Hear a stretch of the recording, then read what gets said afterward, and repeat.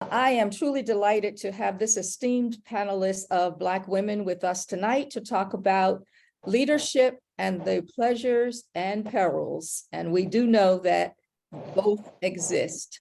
I am going to introduce Dr. Beverly Greene, who is a board-certified psychologist and professor of psychology at St. John's University.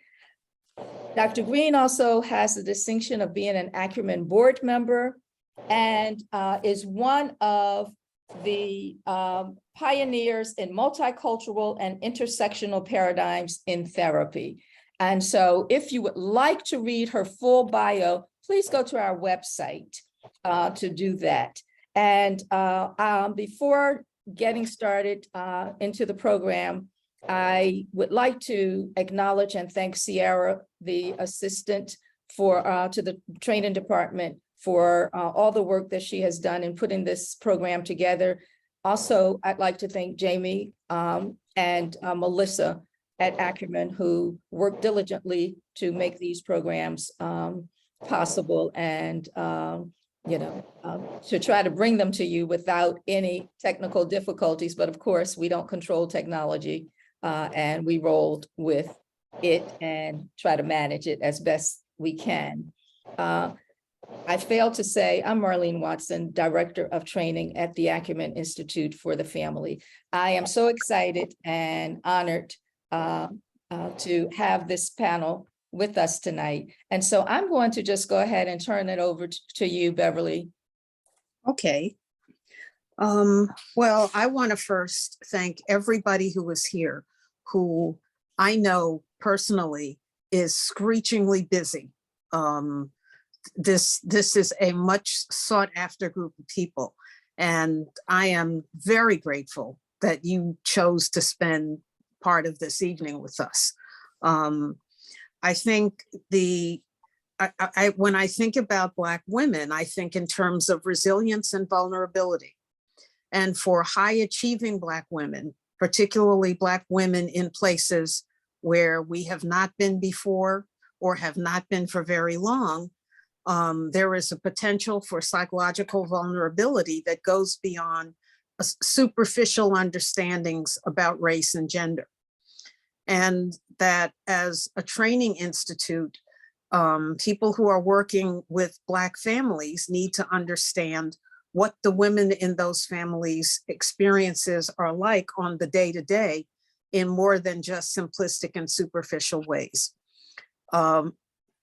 This is not a heterogeneous panel, and that was deliberate on my part, because there is still a certain level of denial about racial inequity in our society.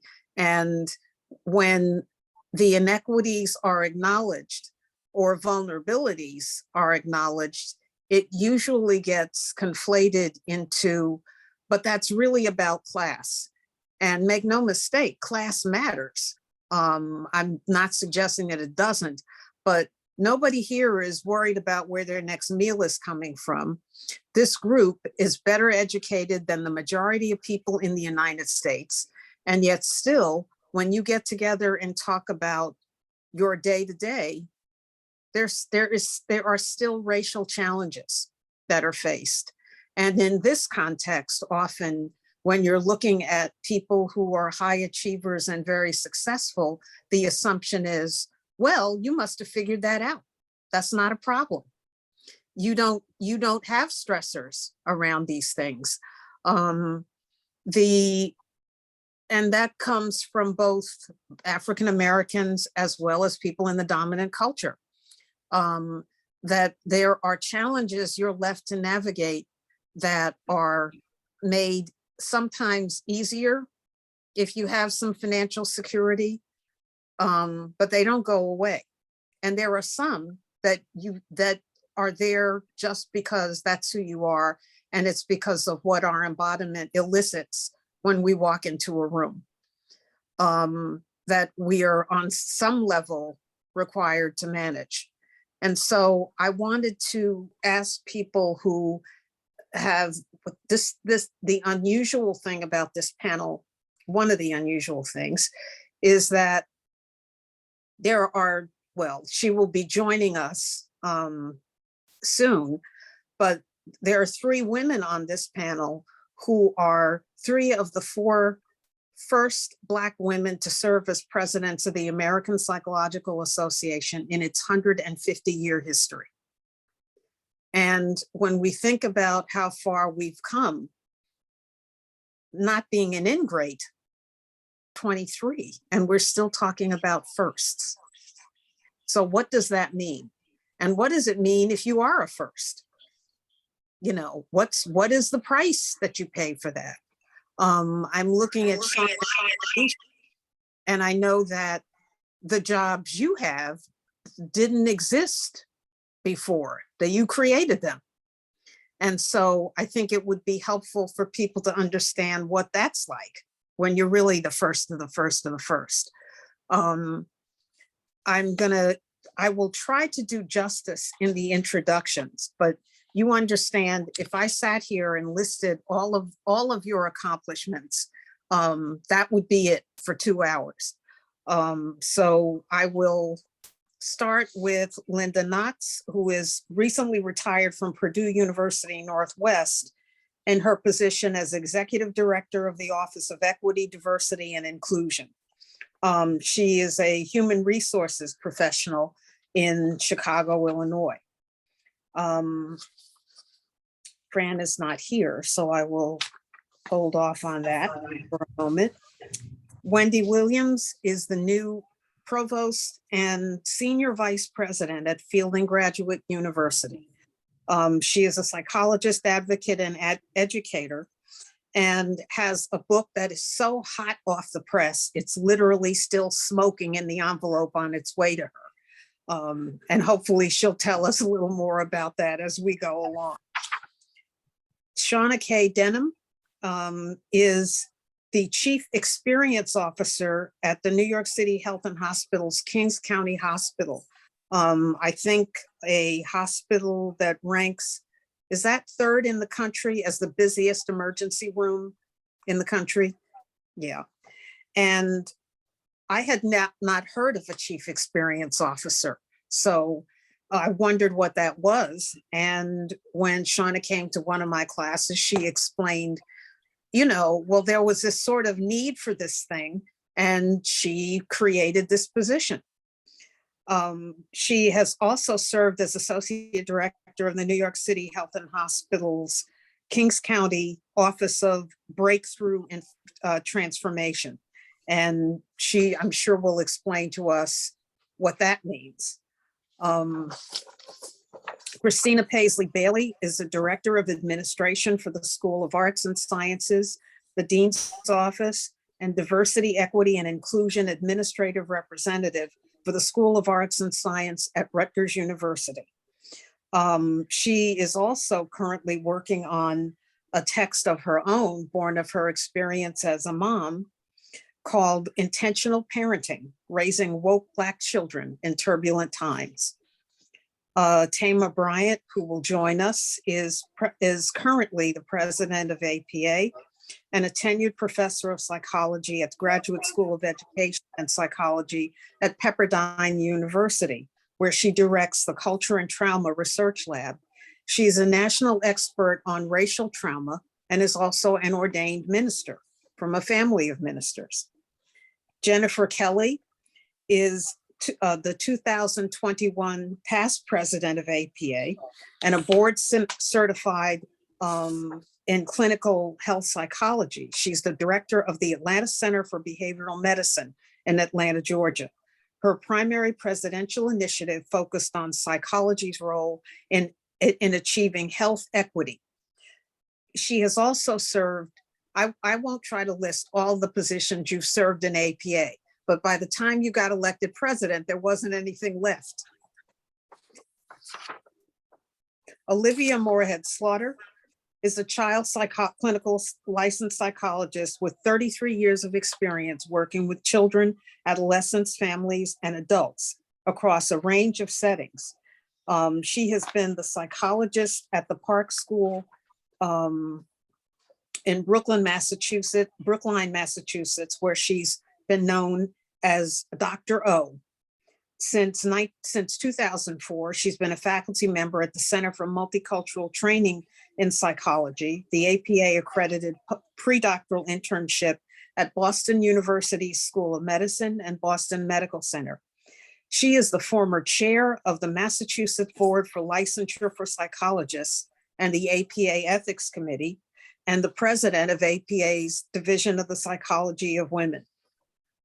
Alicia Parker retired from the New York City Police Department in 1995 after 22 years of service. I know you hate this, but I think it's important to say it. Alicia was part of a cohort of 6 women who were the first female police officers in the city of New York. That is a major achievement. And in an organization that, to say they were not friendly towards women or Black folks is probably an understatement. She was the 4th African-American woman to be promoted to the rank of lieutenant in the NYPD, has served in the Special Victims Unit as a detective, and also served as director of security for Mayor Dinkins and dignitaries visiting the city. When she left, she needed something to do. So after being hired as a director of security for the NBA, she decided to create this job as director of security for ESPN Enterprises Worldwide. She is the first vice president of the New York City Police Council of Retired Guardians. Beverly Daniel Tatum is the interim president of Mount Holyoke College and past president of Spelman College. She is also the author of the best-selling, advertised on Oprah, "Why Are All the Black Kids Sitting Together in the Cafeteria?" and other conversations about race. She is widely a clinical psychologist and widely known for her expertise in race relations and as a thought leader in higher education.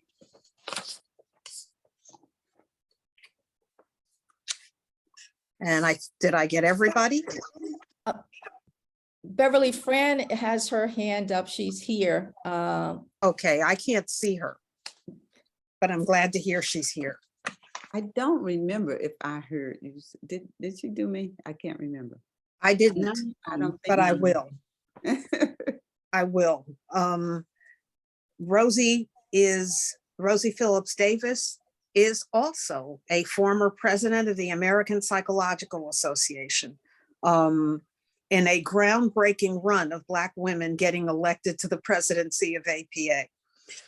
She also has had a litany of roles in higher administration, in higher education, as a counseling psychologist, and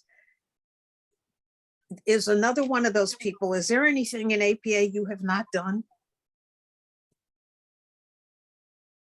You're muted. Yeah, there are plenty of things I haven't done and that I don't plan to do. Yeah. Okay. Frances Trotman has a resume that is a litany of firsts. And it also takes us back to that notion of, you're not old enough to have been the first, because that would have needed to have been ages ago, but it wasn't. She was the first woman of color to be licensed as a psychologist in the state of New Jersey. She was also director of the first KCREP accredited program in mental health counseling at Monmouth University, and the first woman of color guidance counselor in the New Jersey school system. She was the first woman president of an association of licensed psychologists and the first woman of color founder and director of a large multi-building private psychotherapy institute in the state. I believe she was also the first woman of color to be awarded tenure and promoted to the rank of full professor at Monmouth University. Now I think I got everybody. So that's quite a panel. And I was reading an article recently that was reminiscent of something my grandma used to say. The article began by saying, when an organization is failing, Black women leaders are evaluated more negatively than Black men, white women, or white men. What my grandma used to say is, if they're letting us run it, something must need to be cleaned up. Something's going wrong, something's going downhill, and they want us to clean up the mess or be left with the mess. Does anyone have a response to that? There was an interview with Ruth Simmons, who we know was the first Black person of any gender to be president of an Ivy League university. And in the interview, she talked about her beginnings and coming from a background where her family was so poor that she never had a toy as a child. That if you got a shoebox with a few nuts and a piece of fruit, that was your Christmas gift. And that when she was accepted to college, she got a scholarship, but she literally didn't have clothes to take to college, and how her teachers went in their closets and took out clothes and gave her clothing and gave her money. And that she never imagined that someone from her background would be president of a university. After a exemplary record as I believe as a dean at Princeton, and a groundbreaking hire of Toni Morrison at Princeton. When she was asked if she had any misgivings, she said, of course. And when Morley Safer said to her, but you know, this is like a plum thing. What would you be concerned about? And she said, what if I fail? It won't just be my failure. What's on my shoulders is the potential of, so they'll use that as an excuse to never hire another Black woman. It will be used to confirm what people already think about us.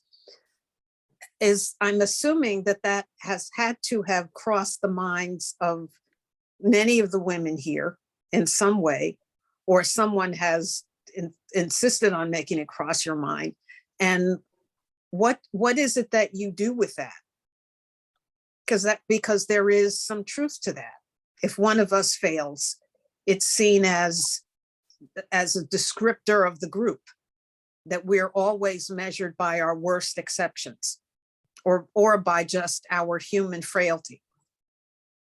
You know, I like to take a stab at that question simply because I want to follow in her footsteps, because I happen to be working at the University of Memphis, in Memphis, Tennessee, where Dr. Martin Luther King was killed, supporting my father, who was a garbage man in Memphis, at the University of Memphis, where we have something called the Memphis State 8, who were the first Black students admitted to Memphis State and went there in 1959. They could be on campus at 8, had to leave by 12.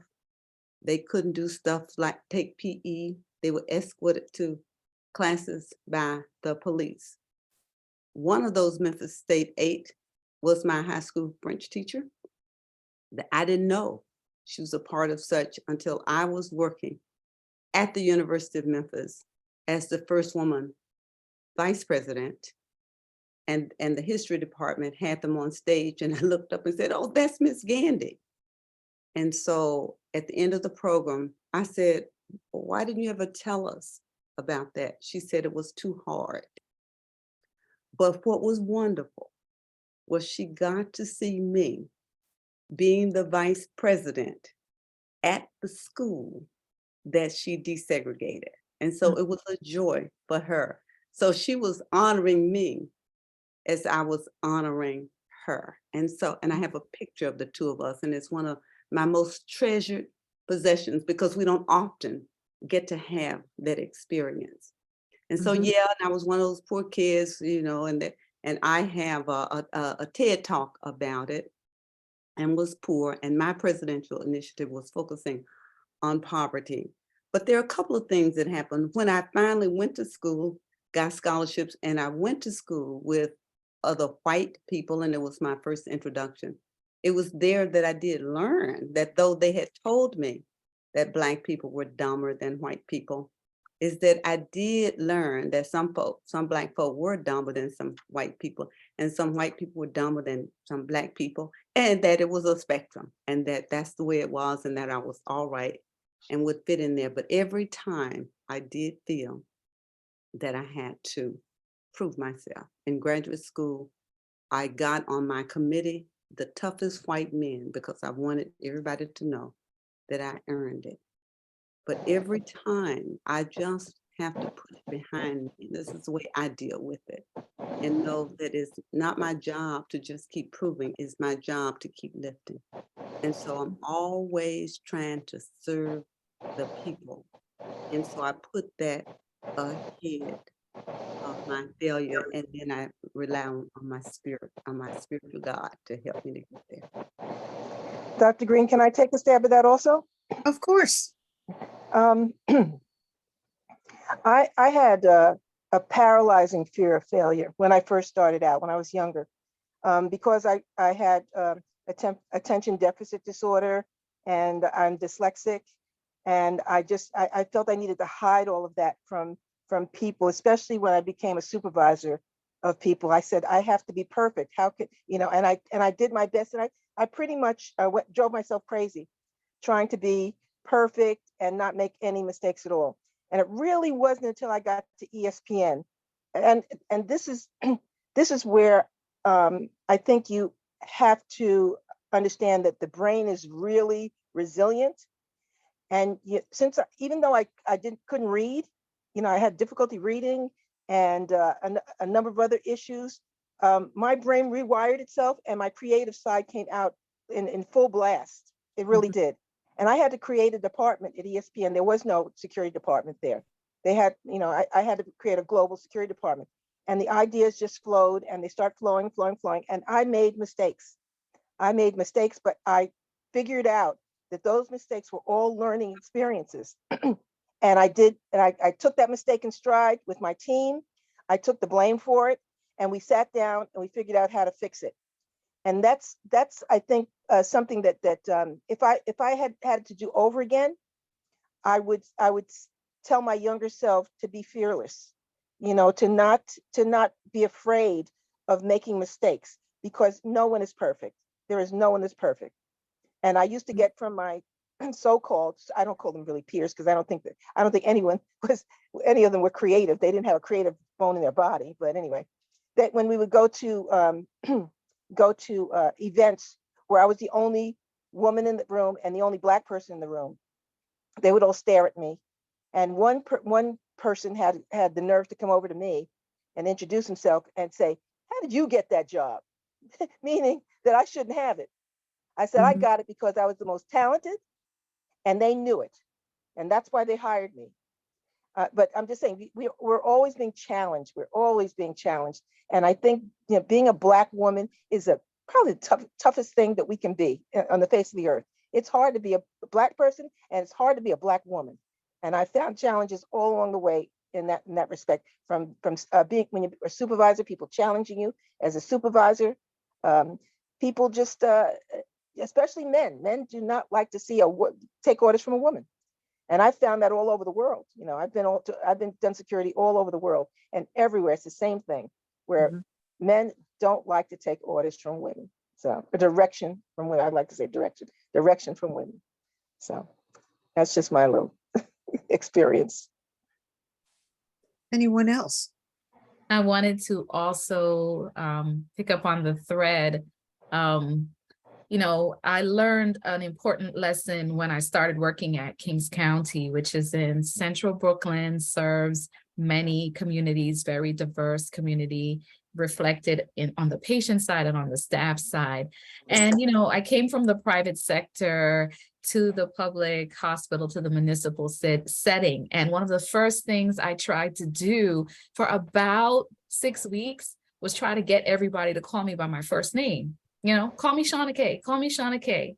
And I had my coattails pulled by the women of color who had been in city service and civil service for many, many years. And they helped me to understand what it meant for them to see a Black woman come in with the title of doctor.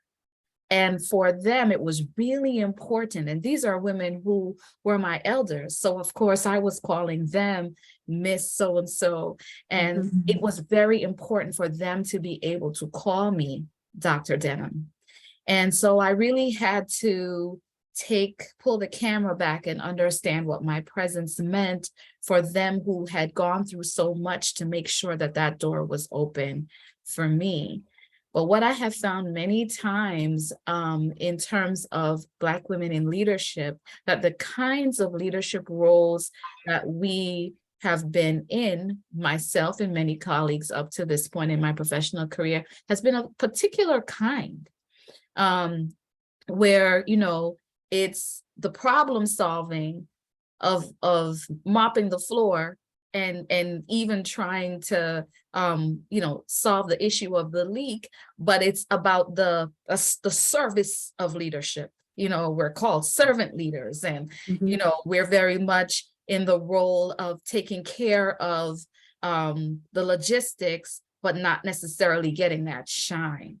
Even when I was hired for a specific role, but was given a shadow leadership title. I was told that the titular leader was very ill, a Caucasian man, and that they really needed me to, in effect, hold his hands up to make sure that the unit, the inpatient child unit, ran successfully so that his limitations would not be obvious.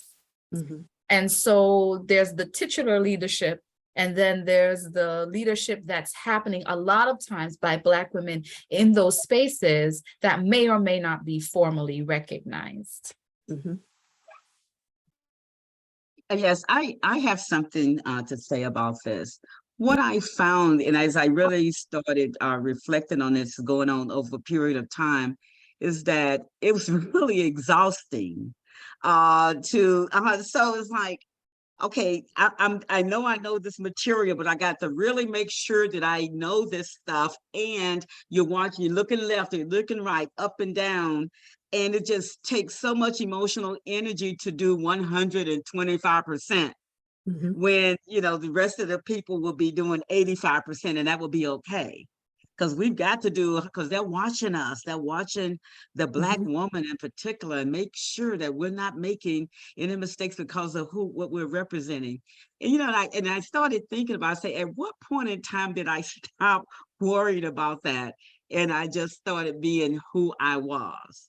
And I think that I don't know if it was something that was a deliberate or intentional thing, but at some point I said, I'm not doing this anymore, because I know what I know. And, if I give what I have inside of me, whatever, if that's my 100%, which is what I really try to do, I say that's more than enough. And I stopped worrying about what other people think and how they're looking at me or how they're judging me.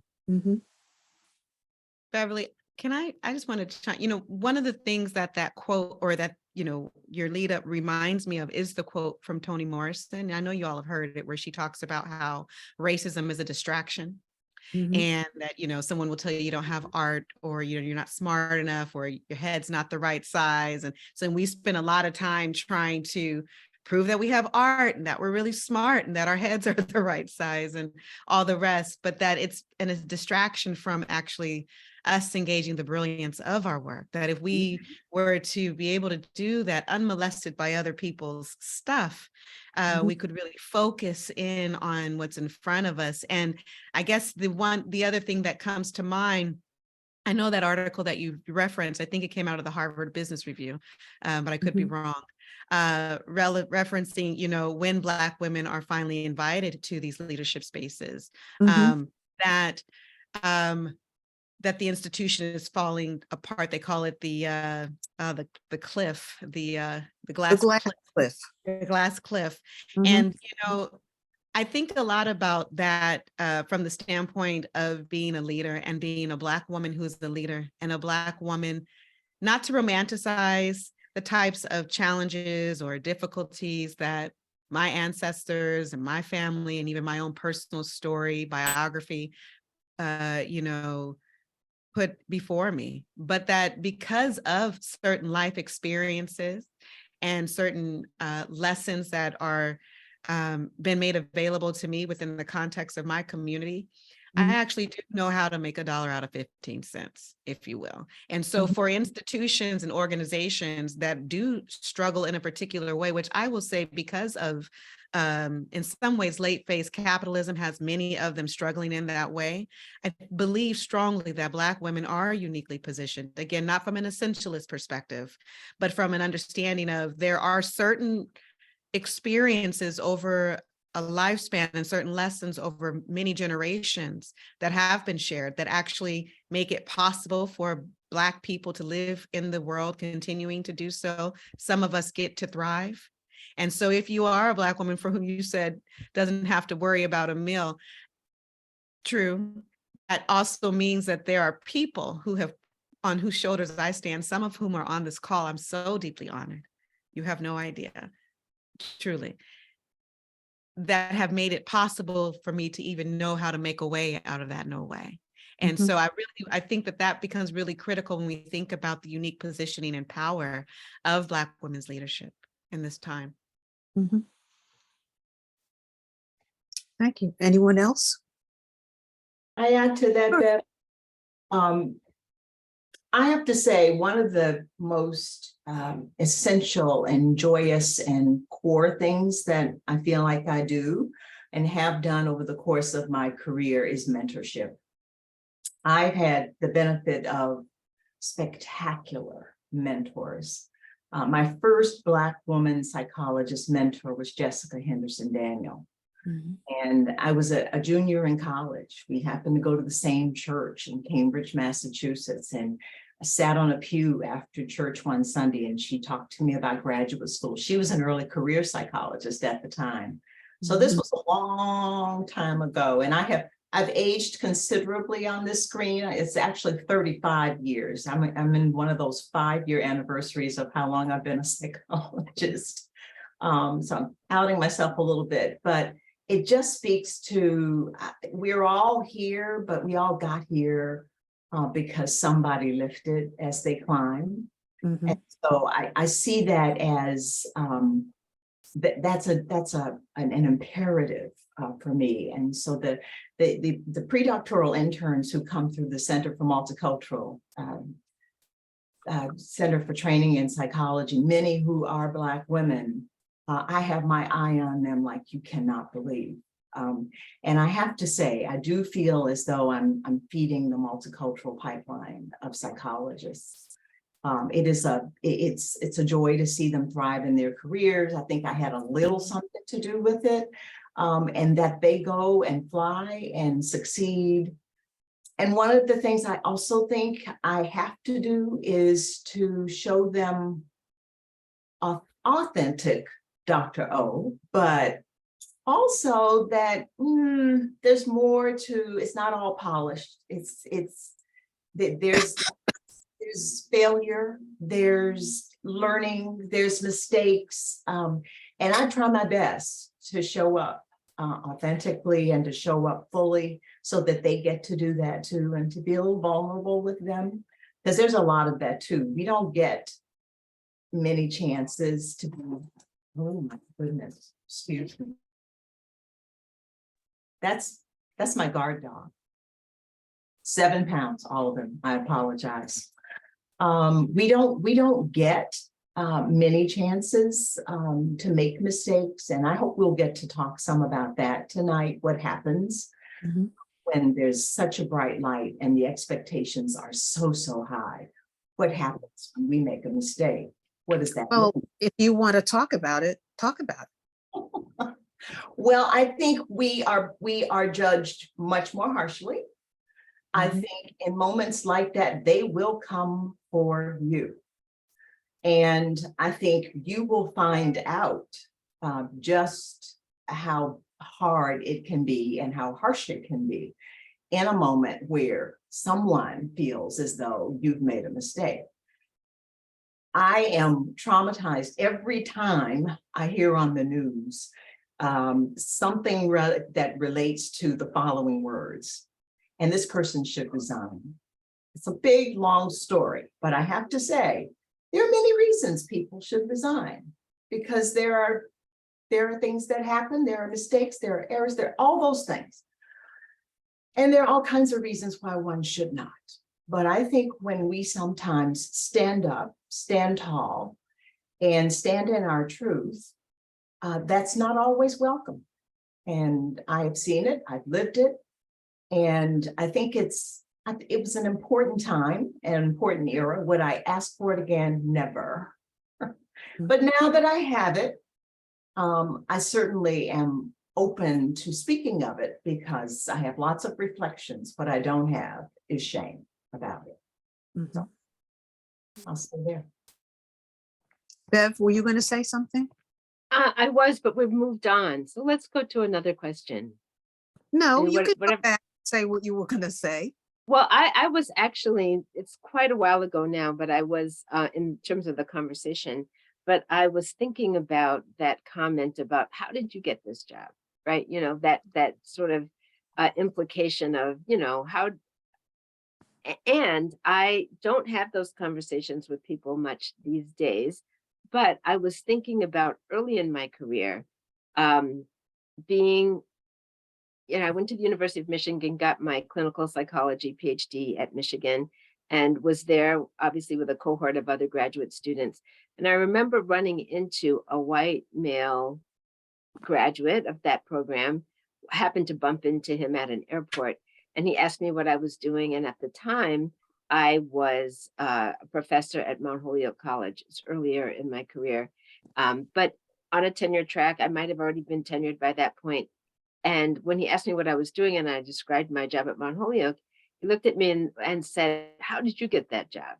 And it was, I was just sort of struck by it, you know, well, I went to the same graduate school you did, and I have accomplished these things, and that's how I got that job.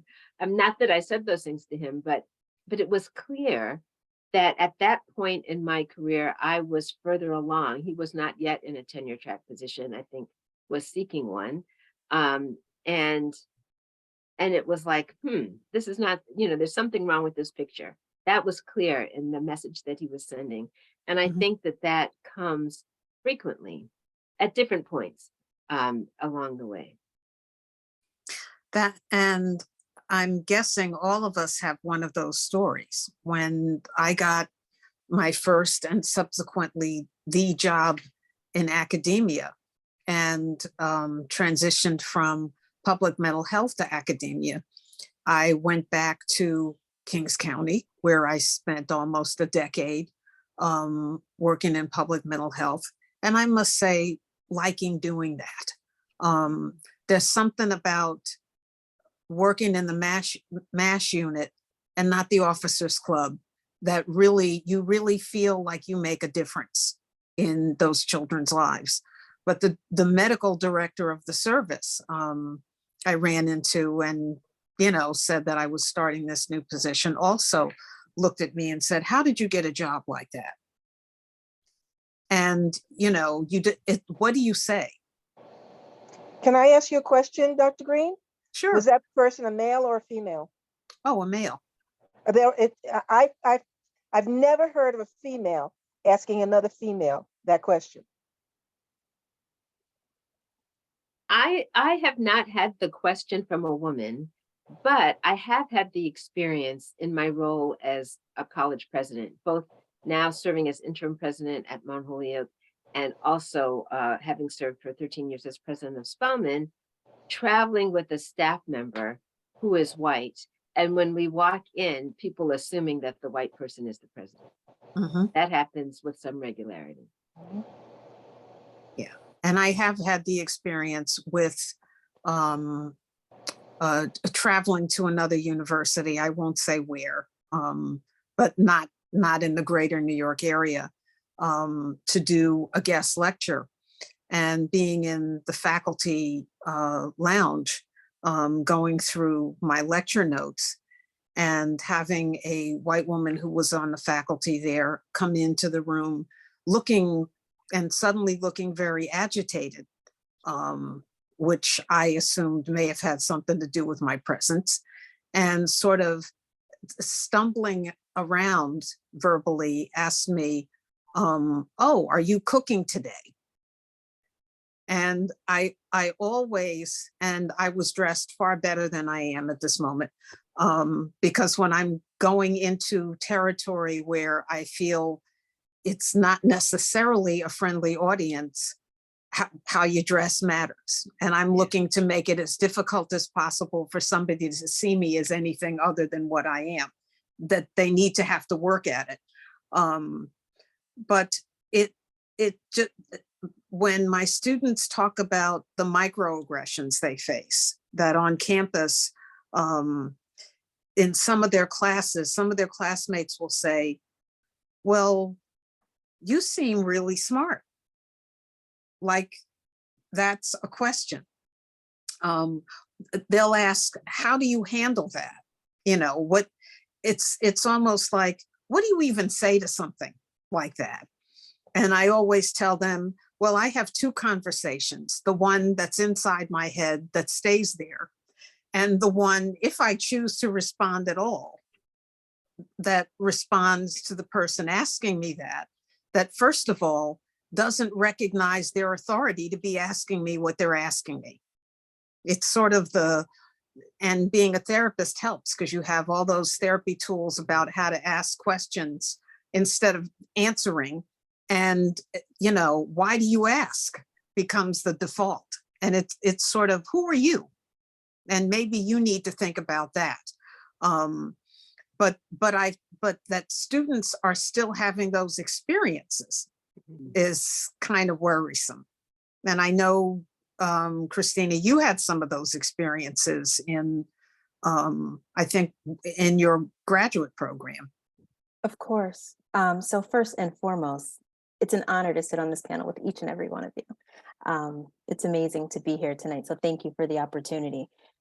Yes, I had that in my graduate program. I have it at work. You know, I think that regardless of what my official title is, I would call myself a crisis manager, because there's this way in which women of color are seen as fixers.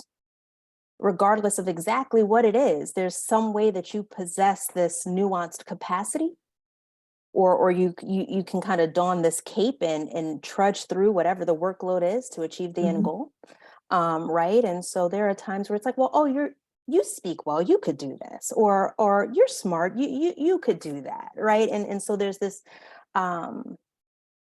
interesting external persona that's projected onto me and probably other Black women around our capacities and or limitations, or how in some way we are exceptional, because how can you even do all of these things or be all of these things simultaneously and still outpace me, right?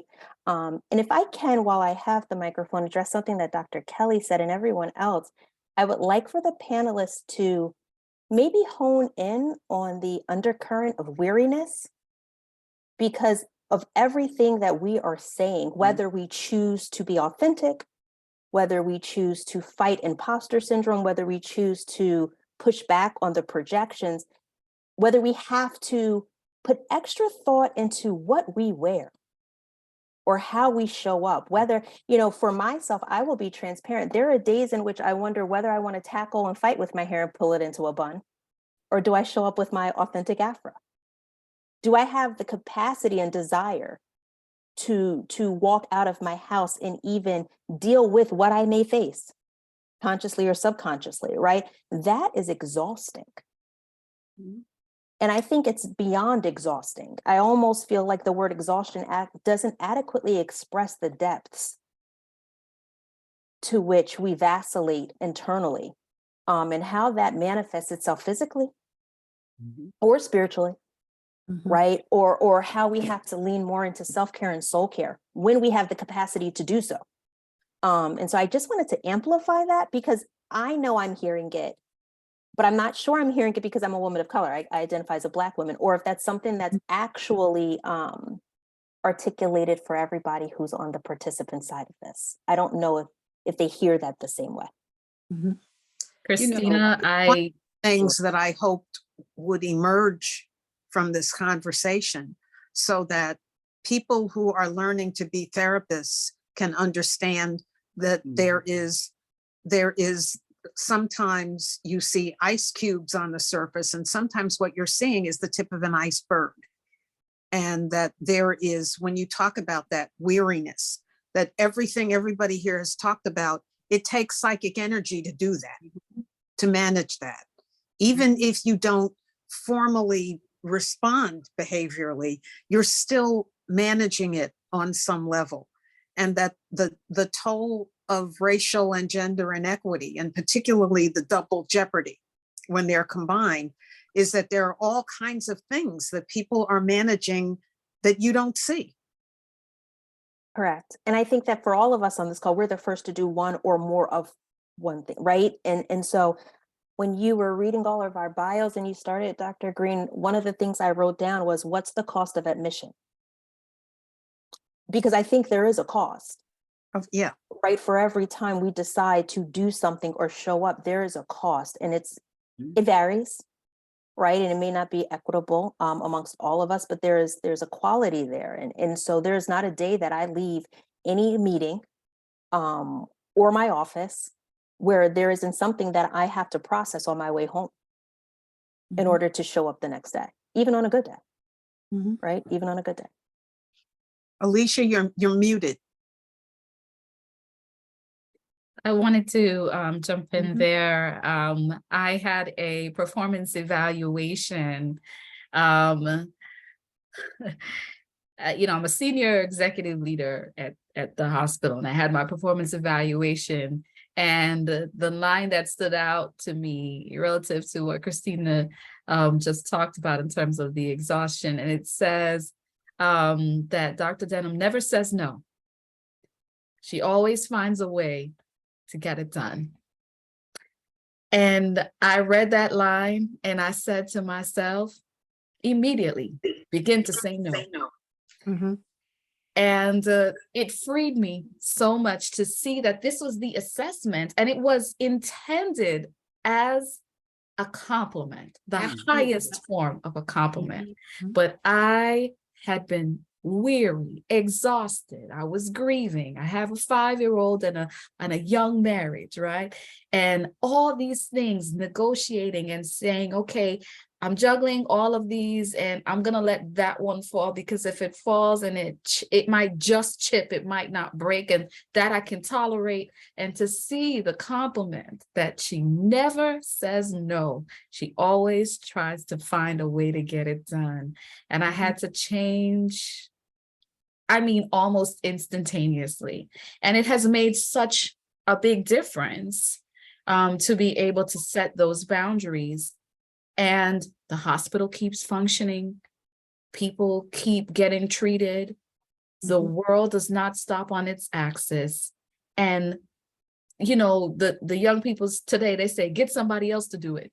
And somehow somebody else gets it done. And oftentimes with a better solution than maybe would have come from me, who's trying to add another thing to make sure that this gets done. So I think that Christina, you raised an excellent point, and I do wonder if it isn't that part of being the first to do certain things comes with it this notion of having to take on way more than you can even manage.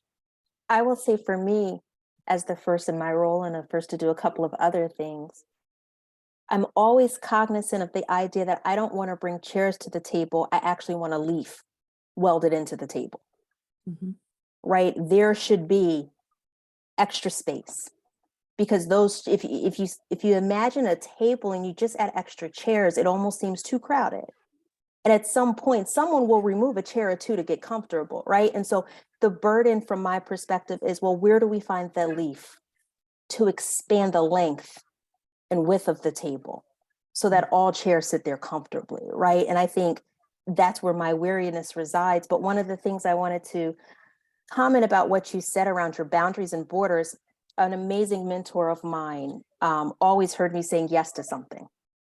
And then I would get off of the meetings, and especially during the pandemic, and then I would bemoan it because I knew on the back end I was adding it to a to-do list that I already wasn't going to tackle, right? And I think one of the greatest lessons I'm learning is let my no be my no without explanation. Mm-hmm. Because we also don't want to get into the over-explaining the why I can't. I'm not available. I can't do it, and leave it at that. And that's situationally specific, right? There are times where it is appropriate to give more context, but boundaries that are not permeable, boundaries that are not malleable, that are actually there in perpetuity. I think that's the one thing that I need to be clear on each and every day, because if my boundaries can shift, then the ask can shift with it. I want to The idea that no can be a complete sentence. Absolutely. I want to say a couple of things. Number one, Christina, if you're not writing, you better get started, because those words are beautiful. Seanna Kaye called me sometime. One of the things that I want to say, and it's around needing, is that I don't think I've ever had imposter syndrome. I don't think I was trying to understand what people mean. And I used to go along with saying that until I started trying to imagine, what is imposter syndrome? Do you mean that you are not you? What is it? I know about, maybe you don't feel as confident here or there, but I don't get that one. So y'all have to explain it to me. I've tried to understand it. I've never had a hair thing because I'm a boomer. I'm probably the oldest person on the call. And so back in when they start saying, say it loud, I'm black and I'm proud and all that stuff, and they start wearing afro, I started as a freshman in college. My daddy said he paid to have my hair straightened, but none of that. But here's one that I do struggle with. And I probably say yes too much, but I like doing a lot of stuff, so it doesn't bother me so much. But what I do struggle with is what I'm struggling with now, is that people do not recognize that I, as a competent Black woman, have needs, and that I hurt, and that I need support. And that is the thing that I must say is the hardest thing for me to deal with. Now, I realize sometimes I dump this stuff on myself about being competent and about having to do it well. And I worry about it, but then I do it well. So honestly, but that other thing about the need, the support, the being able to shed tears, that is what I think that where I, as a strong Black woman, and I did research on this way back in the 80s. And the descriptor that most of the Black women gave, strong Black woman. So a lot of times we are, and that's okay. But we have needs. We have needs. And that's what I would like people to recognize, that we have needs and allow space for that. Or maybe if I'm like some of the younger ones of you talking about those boundaries, maybe I just need to do more claiming of it. Well, one of the things as I was thinking about the panel, and in some ways the really extraordinary accomplishments that all of you have made, that when you think about the challenges that you face to do these things, I don't take these achievements for granted. My sense is, yeah, I'm sure there's a story behind that. You know, I'm looking at Bev and I'm thinking, you know, I don't know that you were walking around. I'm thinking of little girl Bev saying, yes, I'm going to be a college president. You know, that the preponderance of women that I saw in my practice were Black women, often come in a great deal of pain. And, you know, when you sort of excavate the history of the problem and the history of the person, I'd sometimes say, you know, this has been going on a long time. You know, why did you wait so long? And invariably, I'd get this answer of, well, because Dr. Greene, Black women have to be strong.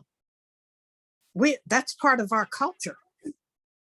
And, you know, there's this nonsense about that strength stuff that's not cultural. That's not an African cultural derivative. That's a requirement of living in a racist society where you are forced to have a certain kind of strength of perseverance and problem solving to survive. And the idea that, well, that's just who you are and what you're supposed to be, also deprives people of the right to say what Rosie just said. I'm tired and I'm hurting and I deserve attention. I warrant some attention for the burden that I'm carrying. And for many of them, I'd say, well, you know, you waited so long for the therapy. What did it mean for you to come and say, I need help? And they'd say, it means I'm weak. Black women can't be weak. And I said, that's like saying Black women can't be human. Mhm.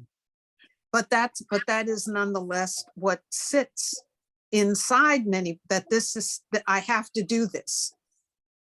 And also sometimes the guilt of being in therapy, that, you know, it's selfish of me to be spending this hour just on myself when there are people in my family who need help and who need support. You know, that trope about the strong woman is also, I'm forgetting who said it, but she said, it's also the way we get ripped off. Because if you're just supposed to be naturally strong all the time, well, then you don't need any help. And if you start believing that, you're not going to seek out any help. And I fear that is what puts many Black women in a kind of psychologically vulnerable state that invites less than optimal psychological and emotional functioning. May I respond, or add something to this, Dr. Please Greene? do. So I am by training a clinical health psychologist. And so I work with people. Most of the time they come to see me because they have some kind of medical condition, a chronic medical condition. And so when I see them, I'm talking about with Black women, when I start peeling the layers off, what I find is that they are so emotionally exhausted because of what society has said they have to do, or family, you know, whatever. And they have not taken care of themselves, that it takes so much of not just an emotional toll on them, but a physical toll on them as well. And so I'm sitting there trying to help them to heal physically, but in order to do that, I have to really work with them in healing emotionally. And we're not going to heal physically unless I help them heal emotionally. And part of that are the expectations that have been placed on them by society. And it starts That even some ways earlier. Internalized. Yes.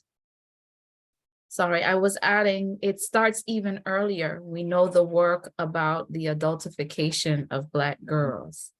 So if you've never even been allowed to be a child, how exhausted must you be if you've had, if you've been viewed, perceived, treated as an adult, even in your childhood, and the work that has been codified around this. I remember one line from it in specific where they said there was not one single participant in the research who denied being adultified as a Black girl. And so I think that's at play also in a lot of what goes into what it means to be a Black woman, and even what it means to be a Black woman in leadership. I wanted to speak to that piece of the conversation about being a Black woman specifically in leadership, because I was thinking when you, Beverly, were talking about your clients, I was thinking about the challenge of being in a role that's highly visible. You know, whether you are, you know, the only Black woman in the space in which you're operating, or for however reason, but, you know, certainly as a college president, one of the things you learn is that there's a very small circle of people you can actually talk to, you know, because of the nature of the relationships in a university. Certainly you're not looking for your therapist in that context, but even just beyond the need for therapy, but just social support. Where do you find the social support? You know, the person to whom you can say, can you believe what that person said in this meeting? You know, you can't say that to the people all around you, because when they're going to repeat it in all likelihood, right? You know, so confidentiality becomes very important. And I think that anyone who's in a senior role that is highly visible struggles with that. Where is my social network going to be? And in all likelihood, it's not going to be. I mean, when I was a faculty person, even when I was a dean, you talk to the other deans, right? Or you talk to the other faculty people. But when you're the leader, there's nobody else to talk to in that context, except maybe a leader someplace else in another organization, or the close network of friends you have outside that organization. And I worry about the folks I see coming into leadership roles who don't have that kind of social network before they get there. I really appreciate what you just said, Dr. Tatum. When we think about the adultification of Black girls, and I just made this word up, but I think you're going to get it. But I also think about the magification of Black girls and women, and sort of like how that also, I think, is sort of sits on top of this strong Black woman who could just like pull magical work. I don't know where we're pulling it from, but, you know, Seanna, Kaye, as you talked about that having, the idea of not having said no, and that was seen as a compliment.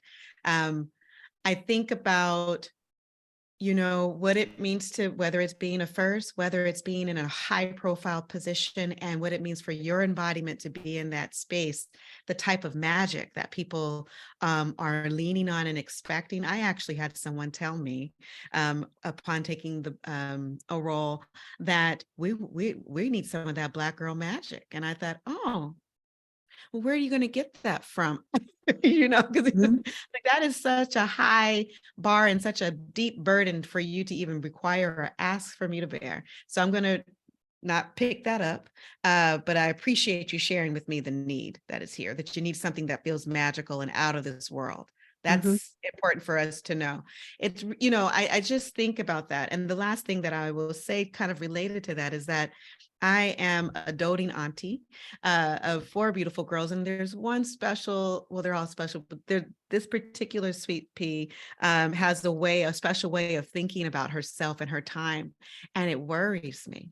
She's such a high achiever, type A, high achiever. She has things that she does on top of things that she does, and she's really into it. She wants to talk about those things. And, you know, I wonder where she's getting this from. Clearly there's some things internal, right? But there's also, I think, a reification of that as a valuable thing for all of our young people. So I'm thinking about girls coming through and what our younger generations are facing with the proliferation of examples on the internet of always being active, always being on, and always performing something, of how they perform their excellence. We tell them we want Black excellence, but we don't tell them that they are Black excellence already. And so I wonder, and I think about that a lot. And so as we talk about imposter syndrome and the adultification, I also think about the ways in which lots of different types of productivity are pulled from us, and the various gazes and projections that we are involved in, participating in, enjoying, but also carrying a burden beneath in that participation as well. Well, when you use the term magification, what popped into my head was mammification. Because who was Mammy? A magical woman who did everything. She did everything and took care of everybody. And she had no needs and she had no family.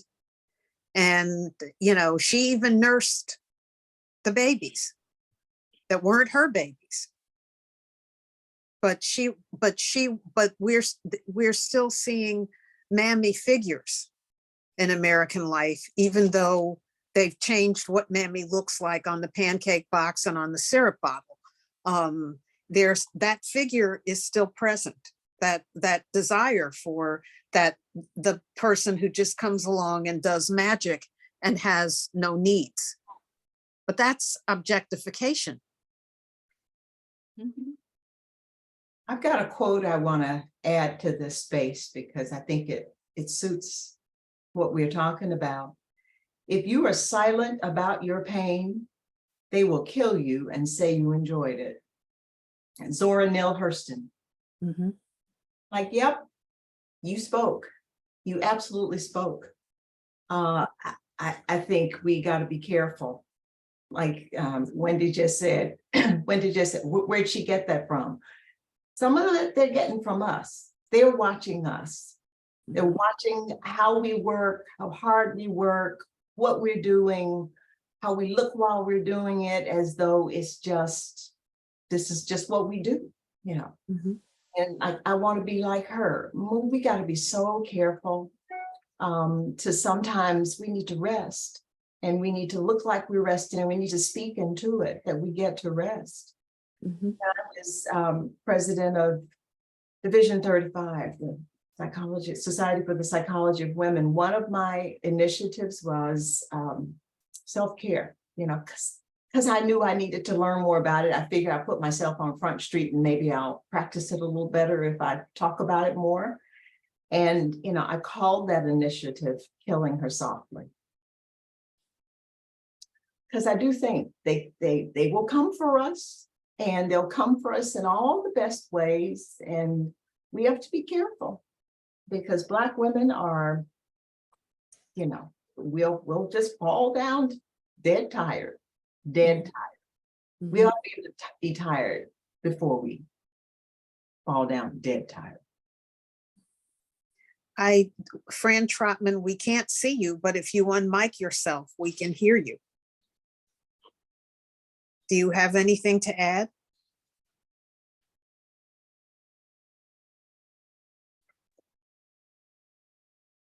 Oh. There you go. You're unmiked. I'm unmiked? No, you are mic'd. We can hear you. Oh, good.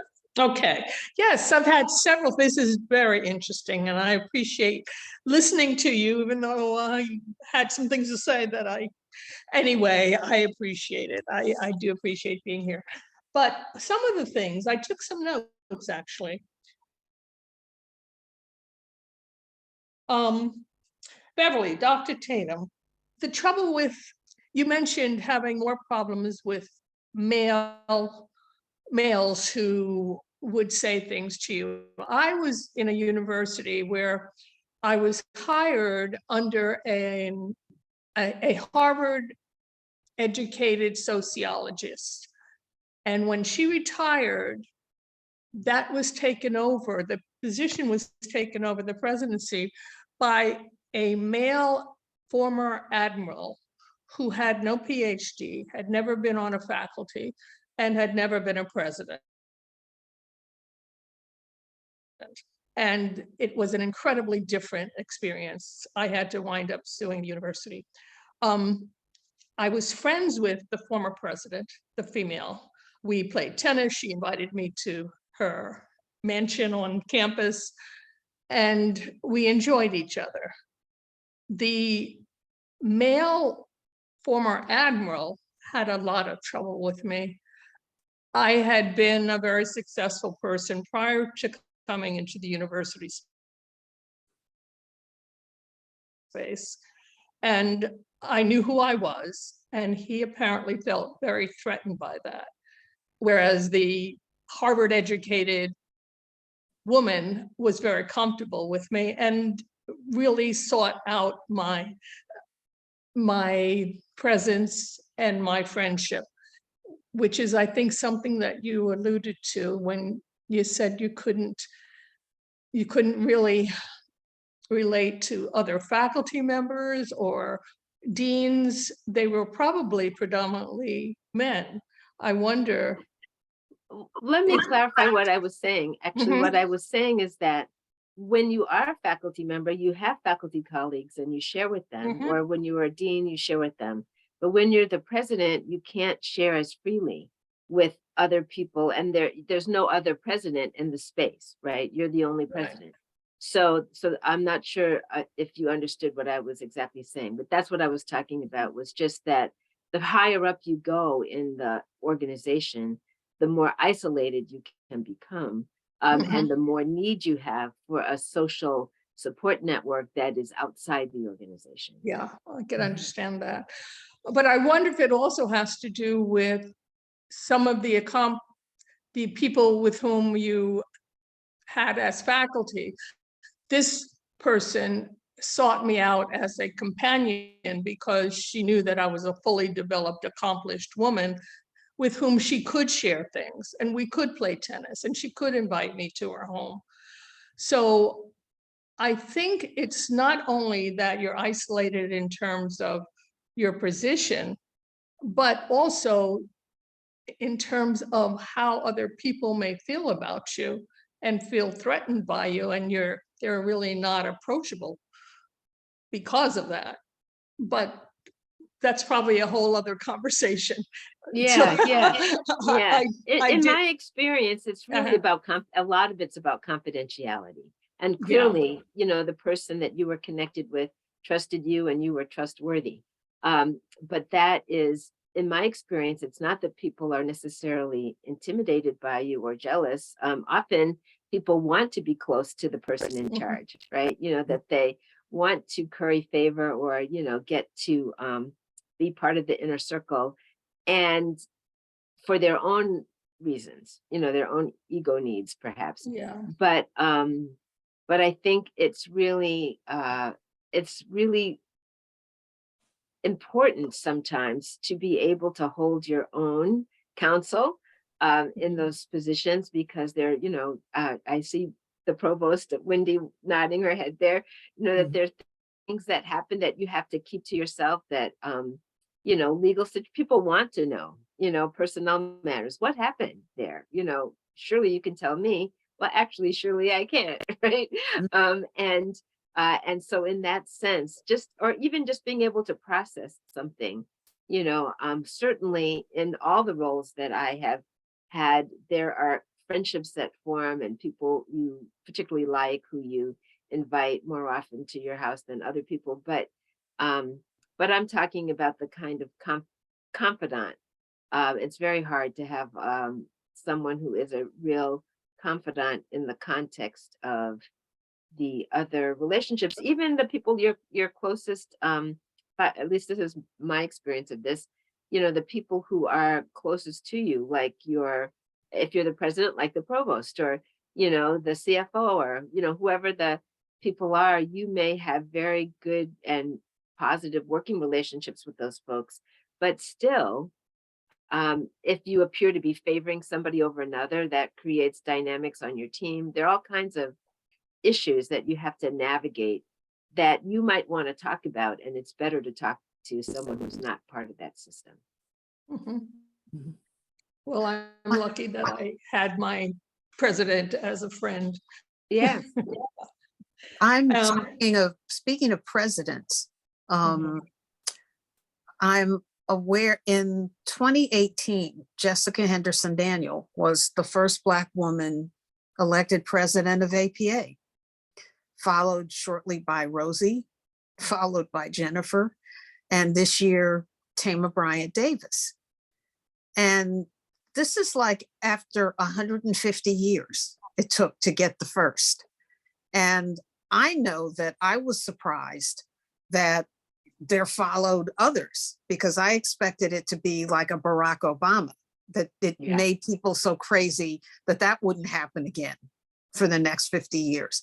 But during that time when Jessica was elected, the first Black woman was elected president of the American Medical Association and the American Psychiatric Association.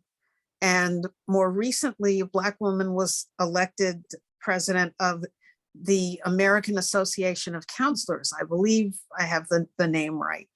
And I'm thinking, you know, we live in this really racially divisive time.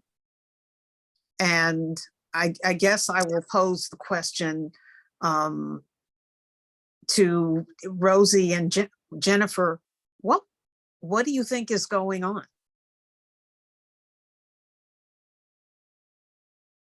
Oh, go ahead, Jennifer. Answer that question. Well, yeah, you know, it's really an interesting situation, because we see that there are so many challenges still, you know, that divide us in this country. But one of the things that I do think that happened was that, you know, we've worked with APA for so many years, so it was a pipeline. And so, you know, Rosie was there. Rosie had been the president, I don't know how many divisions. People knew her. Rosie, you're muted. What were you saying? 17 and been really. I said I've been president of one. Well, okay. It just seems like so many. Well, it just seems like you were everywhere. I know, it just seems like everything, but you know, but you know, I do think that you know, we were been collaborators for so many years, and people just got to know us. And I mean, it's really interesting because Jessica had, I don't know how many times she had to run before she got elected. 3 times. And that says a lot, because I can tell you it takes a lot of energy to run. Rosie was and money, a lot of energy and money, and Rosie ran twice, and I think they were becoming maybe a little bit more comfortable with us doing this. And I got elected the first time that I ran. And so I just think that part of that was the fact that we were able to get our name out there over time, and, you know, collaborators, we had done so much within the association. And the other thing that I think that was important, is that it was not just that we did so much, but whatever we did, we gave it 100%, and they saw the level of competence that we had. And I'm not trying to, you know, highlight myself so much, but I do think that. But you can. Yeah, but I do think that's part of it. You know, Rosie had served on the board. All of us had served on the board of directors before we ran for president. So people kind of knew us and, you know, what we would bring to the table. Let me say there are a couple of things. One, I ran for president of Division 17 back in 1997, not to win. I ran to break the cycle of anybody thinking that people of color could run. And so actually I didn't run a great campaign at that time. And I actually had some help from like the editor of the newsletter. I said, hey, Rosie, you're writing like this, other people are writing like that. And actually when I won, I was totally shocked. I didn't tell anybody for a week. But my specific goal was to break that notion that no person of color could be president of the division. When I ran for president of APA, it was a spur of the moment decision that because I was on the Council of Representatives, and honestly, people were talking about the split between practicing psychologists and scientist psychologists. And I'm thinking, this is the dumbest thing I've ever heard. I don't get it. So honestly, I ran to say, and I think I may have been the first Black woman to run for president of APA. I ran to say, colleagues, this makes no sense. So I ran in the daytime and prayed at night, dear God, please don't let me be elected president of APA, because I did not run to be president of APA. I ran out of conversations. So the next time, though, that I ran in 2017, when somebody called and asked me to do it, I did it because of the relationship I'd had with that individual. But then when people start saying, let's nominate Rosie, I decided to set a ceiling number for how many nominations I would get before I would agree to run. I was sure I set it high enough so that I could say no. So those of you who I wanted an out to say no. I went over that limit, and my husband and I had discussed this, so I said, okay. And then I determined to run to win. And then I had people writing to me. One guy, I managed a campaign in DC, and I said, is he saying that he wants to manage my campaign? And then other people did, Olivia, a lot of people who got on board because other people wanted to make a change. So that the other thing that started to happen was that I believe that some white individuals start to fear people of color running. I'm just telling you the truth. And so they become afraid to run, especially white males. And so there is a fear, and I'm not talking about running against us, because I was the only woman and the only person of color running when I ran. But I'm saying over time, that is beginning to be a struggle. But I think it is working hard, getting people working with you, having a real mission about what I was supposed to do for me, and it felt like a calling. And I think that it went also beyond being a woman and being a woman of color, though those things helped because I could validate what I was talking about. So I think it depends on, and lots of things have begun to change. We really, really, really have been stepping up. We've been stepping up in divisions. And so Wendi, you were president of 35, right? And so and Olivia has been president of 35. So we had divisions that were willing to back us when we were running. So it wasn't just the spot, it's throughout APA and having allyships in various places and people in various places who could get other groups of people to vote for us. So I think part of the lesson in that is that we have to support each other, and we have to step out there and do the hard work. Olivia had her son working for me for free. I did not spend a lot of money, but Olivia had her son working for me for free. And he was out of the country working for me for free. Let me add something to this. That's a good point that you brought up, Rosie, about that we support each other.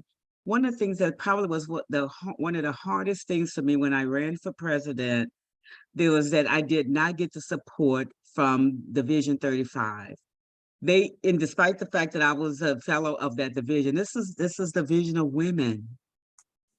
And I just couldn't wrap my brain around that. It's okay, I would not get the #1 nomination, but just the idea that they would not even acknowledge me as a person who could be a good president of the association. And it's like, this is what we're supposed to do, is support each other. And I could get the support from the whites. I got so many of the other divisions supported me, but my own sisters would not. And that was probably one of the hardest things that happened during my campaign. But it's campaign and all politics are local. So, Oh, no, you go ahead. I see Francis' hand, but I want to say one little thing. Yeah, so it was, but that's one of the things that can happen. And so you learn a whole lot, and your skin gets a bit tougher in these kinds of situations. But it was, I do think that it was a very collaborative relationship that I had with my colleagues when I was running for the presidency.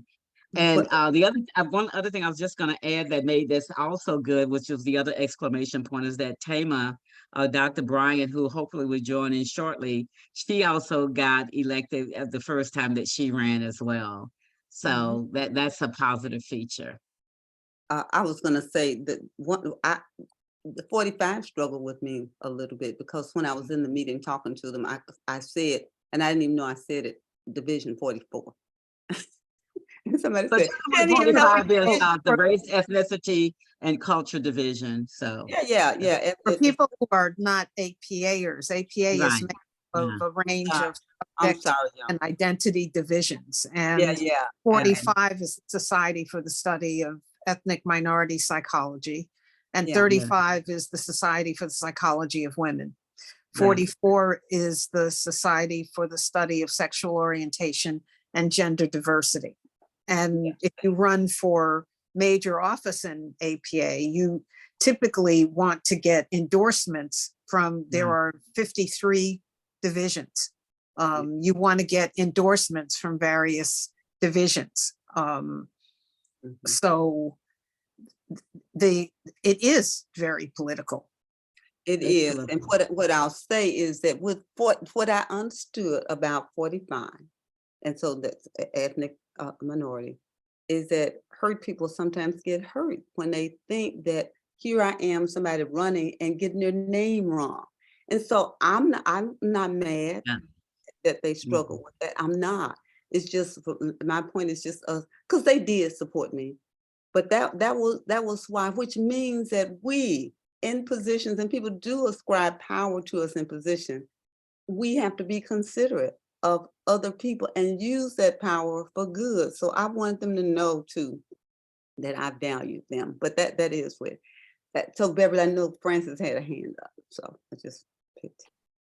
Please speak.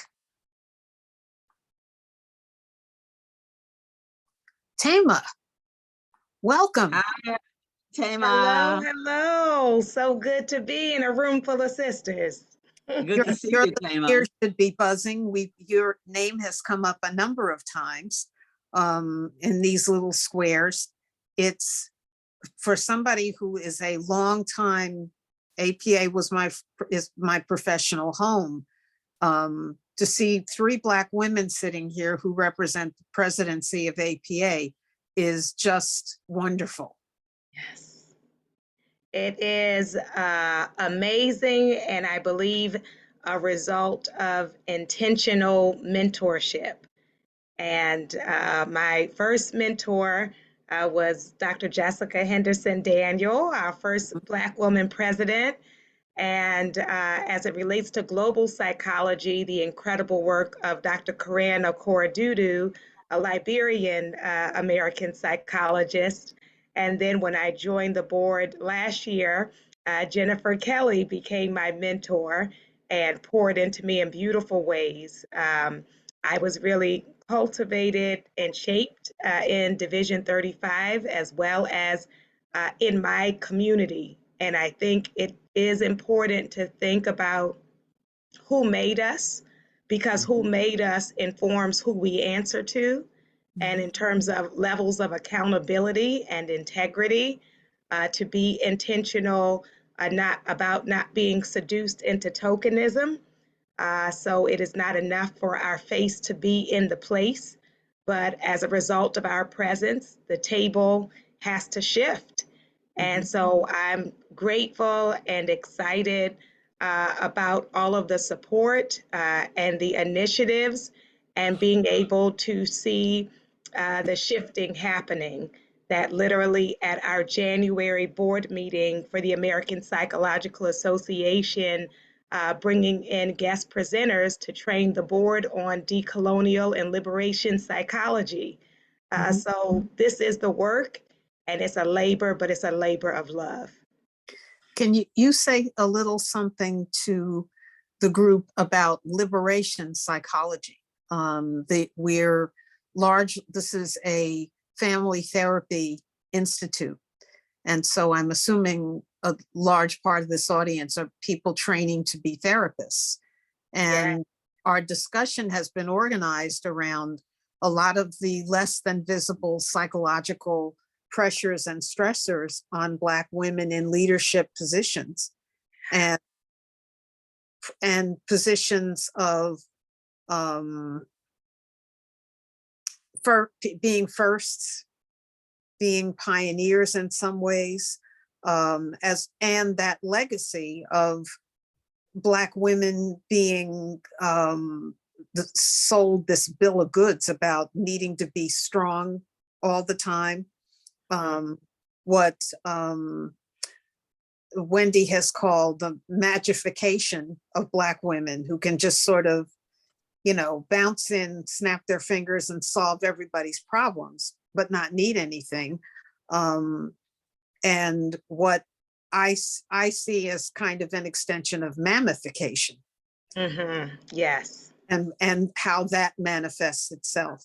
Now, you specialize in racial trauma. Yes. So you're talking about liberation psychology, liberation psychotherapy. Yeah. What I can see people who do mainstream psychotherapy going, huh? Right. This is so important. And first of all, I love that mammification and magification. So we'll have to develop that. But with liberation psychology, it is born out of Latin America. And at its core, first of all, it's holistic, which really is in alignment. Oh, did I freeze? No. Okay. You all froze, but I was still talking. Okay. So with liberation psychology being holistic, which is aligned with womanist psychology, which names the fact that we at our beings are sacred. And so psychology in its foundational stage was full of scholars who were people who were faith-based, but then in our quest to be considered scientific enough, we shed our spirituality as a field. But what people like Ed Shafransky and others have found is, on average, mental health providers endorse a lower level of spirituality than the general public. So what that has meant is largely people of no faith creating healing interventions for people of faith. So then pieces get left out, or that gets pathologized. And so to think about not only the mind-body connection, but for us, mind, body, heart, and spirit. And so if I am working with someone for months, dare I say years, and I know nothing about their spirituality, it's unethical, right? I don't actually know this person if I don't understand the way that in which they make meaning of their life, of their struggles, of their difficulties, of their survival. And so liberation psychology is holistic, but it also moves us beyond coping strategies. So when we think about oppression and even cultural competence, often cultural competence stops with awareness, knowledge, and skills. It's usually the definition that's given. But for us to move beyond awareness that oppression exists, in actually empowering clients to be able to resist it, to get in touch with their agency, their voice, their possibility to shift the tide. That it's not enough if people are dealing with racial trauma and other forms of trauma. We don't want to just teach journaling and aromatherapy, although I love all of that. I love lavender, I love bubble baths, I love getting a massage, all that is beautiful. But after we have restored and grieved, then we have to think about what people may be more familiar with as problem-solving coping, right? So emotion-focused coping is our comfort. Can I get comfort after I've been mistreated? That's important. But then the next level of that in terms of liberation is, what am I going to do about this job that day after day, week after week, there's racial harassment, sexual harassment. So that is the role of psychology. Some people have said, well, that sounds political. I don't want to be political. Well, the whole enterprise is political. Humanity is politicized. And so to ignore that is to buy into these false notions of what it means to be professional.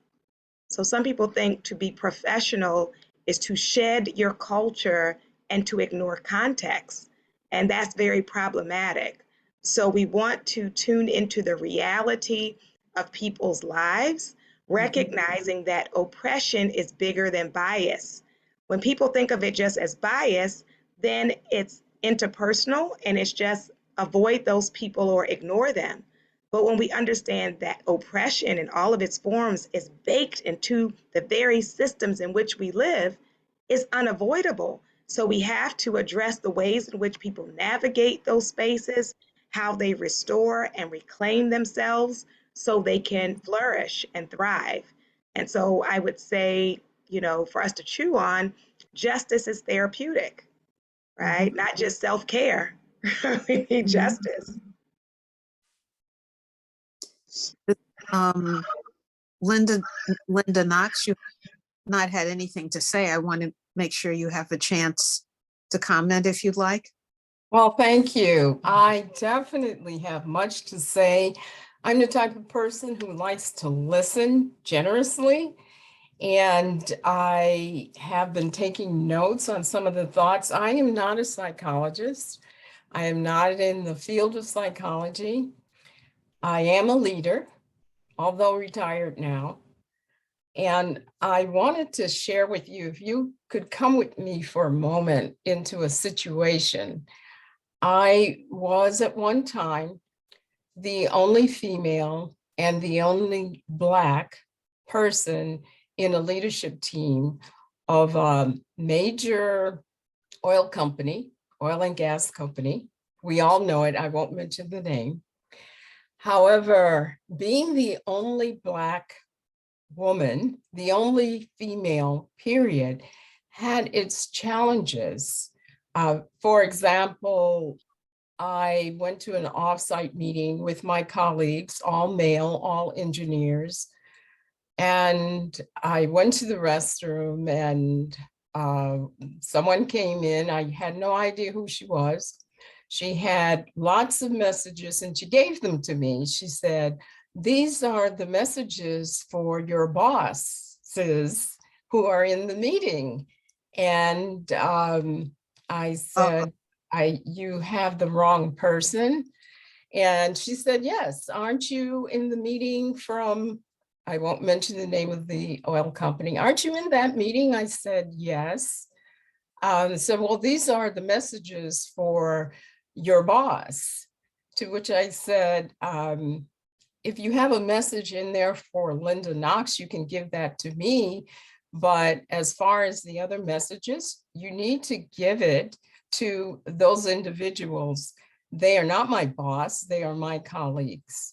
And with that, the surprised look on her face, led me to realize that I have to, in life, as a leader, I have to have a double role.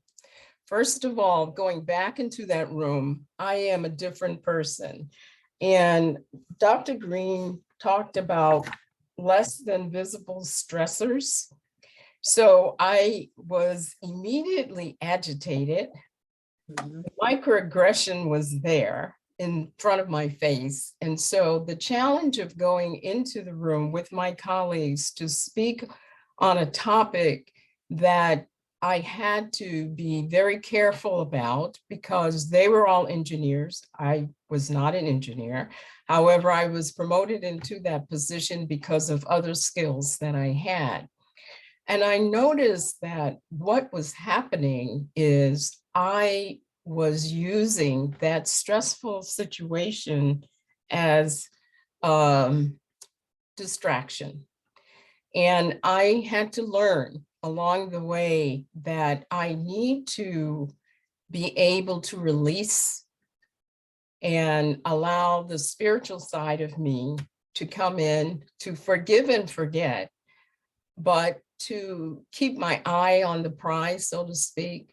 What is it that you're here to do? Do it. What is it that is keeping you from doing what you need to do? Dismiss it or address it, but don't hold it in so that it becomes a stressor and affects your performance. So that's really all that I had to say that I think could sort of relate to what has been discussed. I am intrigued with all of what you had to mention. I apologize that you cannot use one of your senses, which is vision, because my video isn't working properly, but I learned so much from all of you, and I am taking away some things that I will always use, even though I'm retired. I have written a book, and what you have discussed has made me more comfortable with understanding the spirituality that is in that book and how it can assist others to be able to have a more fulfilled life, which is the purpose and the effort that I put into it was to come to that goal. And I just wish you all the best. I know that I may not be able to relate to you in the same way that all of you relate to each other, but there is that bond, those experiences that you mentioned. I have experienced them also in the for-profit organization and also in the not-for-profit. I've worked in both. Thank you so much for that. Did anyone want to respond? The only thing is, Linda, it sounds like that the kinds of things you went through are the same kinds of things. Your mic is off. Okay. Rosie, your mic. I thank you so much. I don't know how it got muted. But at any rate, Linda, I was saying, is Linda still here? Yes. Okay. And that the things that you're saying, even though a lot of us are psychologists, and that's how we all probably get to know each other, are similar things, because actually in my job, and my job as vice president, they didn't care what I was. In fact, when I had to do that job, faculty visas are sometimes 20-some pages long, you know. They said, we want 2 pages. And so they didn't care about all that stuff. They cared about somebody being a good administrator. And so what you said is true, that those kinds of things, when you walk into the room and people don't know who you are, or I've had instances where 2 of us at the same level in a meeting, and I make a suggestion and it's not accepted, and then excitedly accepted the next time around. I'm going, what? I said that yesterday. Mm-hmm. So I think that is what happens, because it probably doesn't make any difference. We just get to have been friends with each other some, but I think that the actual things that happen to us are very similar. So, And if I can just add to that, Dr. Greene, Linda, I just want to let you know I stand in solidarity with you. I'm not a psychologist. I'm not in that field, and there's nothing wrong with it, right? And so while I work at a institution of higher education, I squarely sit on the administrative side of the house. So you're not alone on this call. So I just wanted to say that to you as well. And Thank Alicia, you. too. Alicia's not a Ms. Parker. She's not a psychologist. Or is No, she? she is a retired police officer. Yeah, exactly. So which Okay. I'm glad to see her, because our police chief is having problems in Memphis now. It's very odd. But at any rate, so there's some of us, some of the group who are.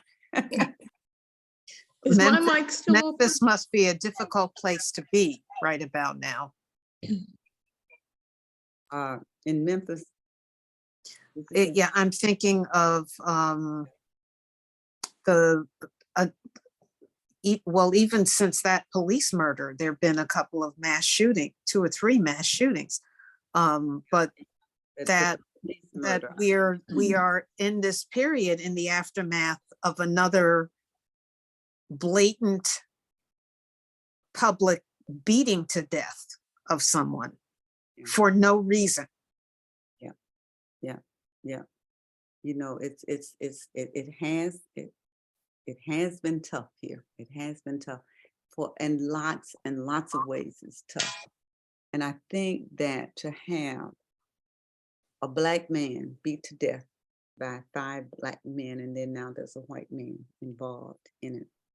To have our Black woman police chief, and to be in a city that we do have a lot of crime and a lot of the carjacking and a lot of, one of my nephews last summer was shot in the face when he was being carjacked in front of his house. There's a lot of poverty in Memphis, and COVID-19. And I did a little blog piece on this, was World Global Social Justice Day. COVID-19 shuttered a lot of things, schools and churches. It did not shutter gangs. And our children, too many of them, have been swallowed up. And we have now adults using those children to do so many carjackings and robberies and violence. Even in my own family, I have them participating in that. And so I know that chief came in trying to cut down on some of that. And so now here she is, people saying she should be fired. I don't think so. And I think there's no, she's acted quickly. And we had Ben Crump and others saying that the way they have been doing it is a blueprint for how it should be done. And yet we have that. So anytime you step up and you're doing those jobs, as tough as they are, that's what we're going to get. And it's part of the reason why I always implore us to be supportive. And I'll tell people, I didn't understand the word mentoring. I had some help from my advisor and all those, but where I would turn, and I probably did this in my fellows talking, is for the nurturance of my sisters, blood sisters and chosen sisters.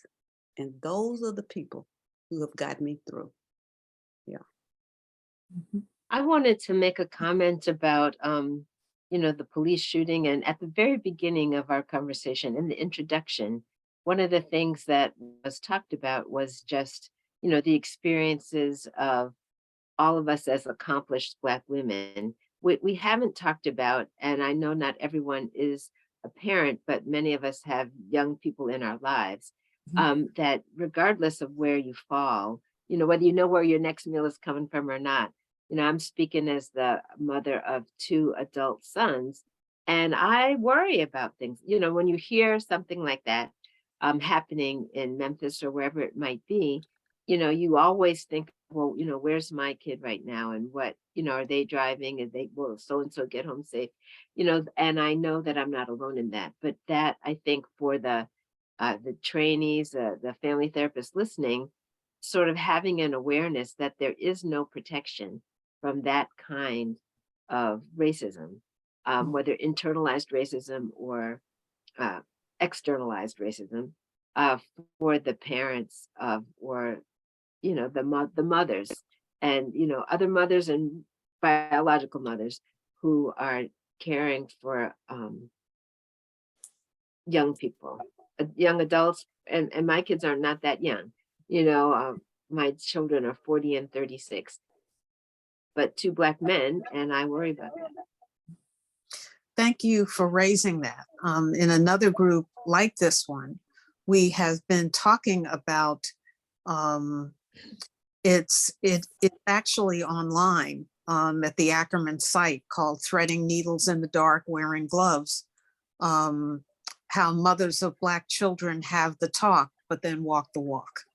And what does it mean in the day-to-day life of mothers of Black children, particularly when we are in this environment of racial hostility with what seems to be shameless police violence. I mean, these police officers were wearing body cams. And I heard this and I thought, what were they thinking?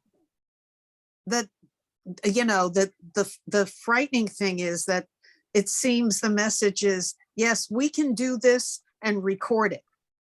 So there's not even a doubt about what we did, and somehow it'll be overlooked.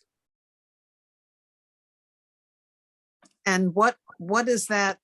You are articulating what that means in the heart of a mother, for whom it doesn't, they can grow to, as Christina has said, even after they launch, you're still going to worry about this. That doesn't go away, and that you're worried about brutality from the very force in our society that is charged with our protection. So then what does that mean about safety? What is safe? And we talked in that other panel about that idea of pre-policing our children, right? This idea that I'm going to take care of it at home so that it doesn't happen in the street. This idea that there's some measure of control that we can exercise.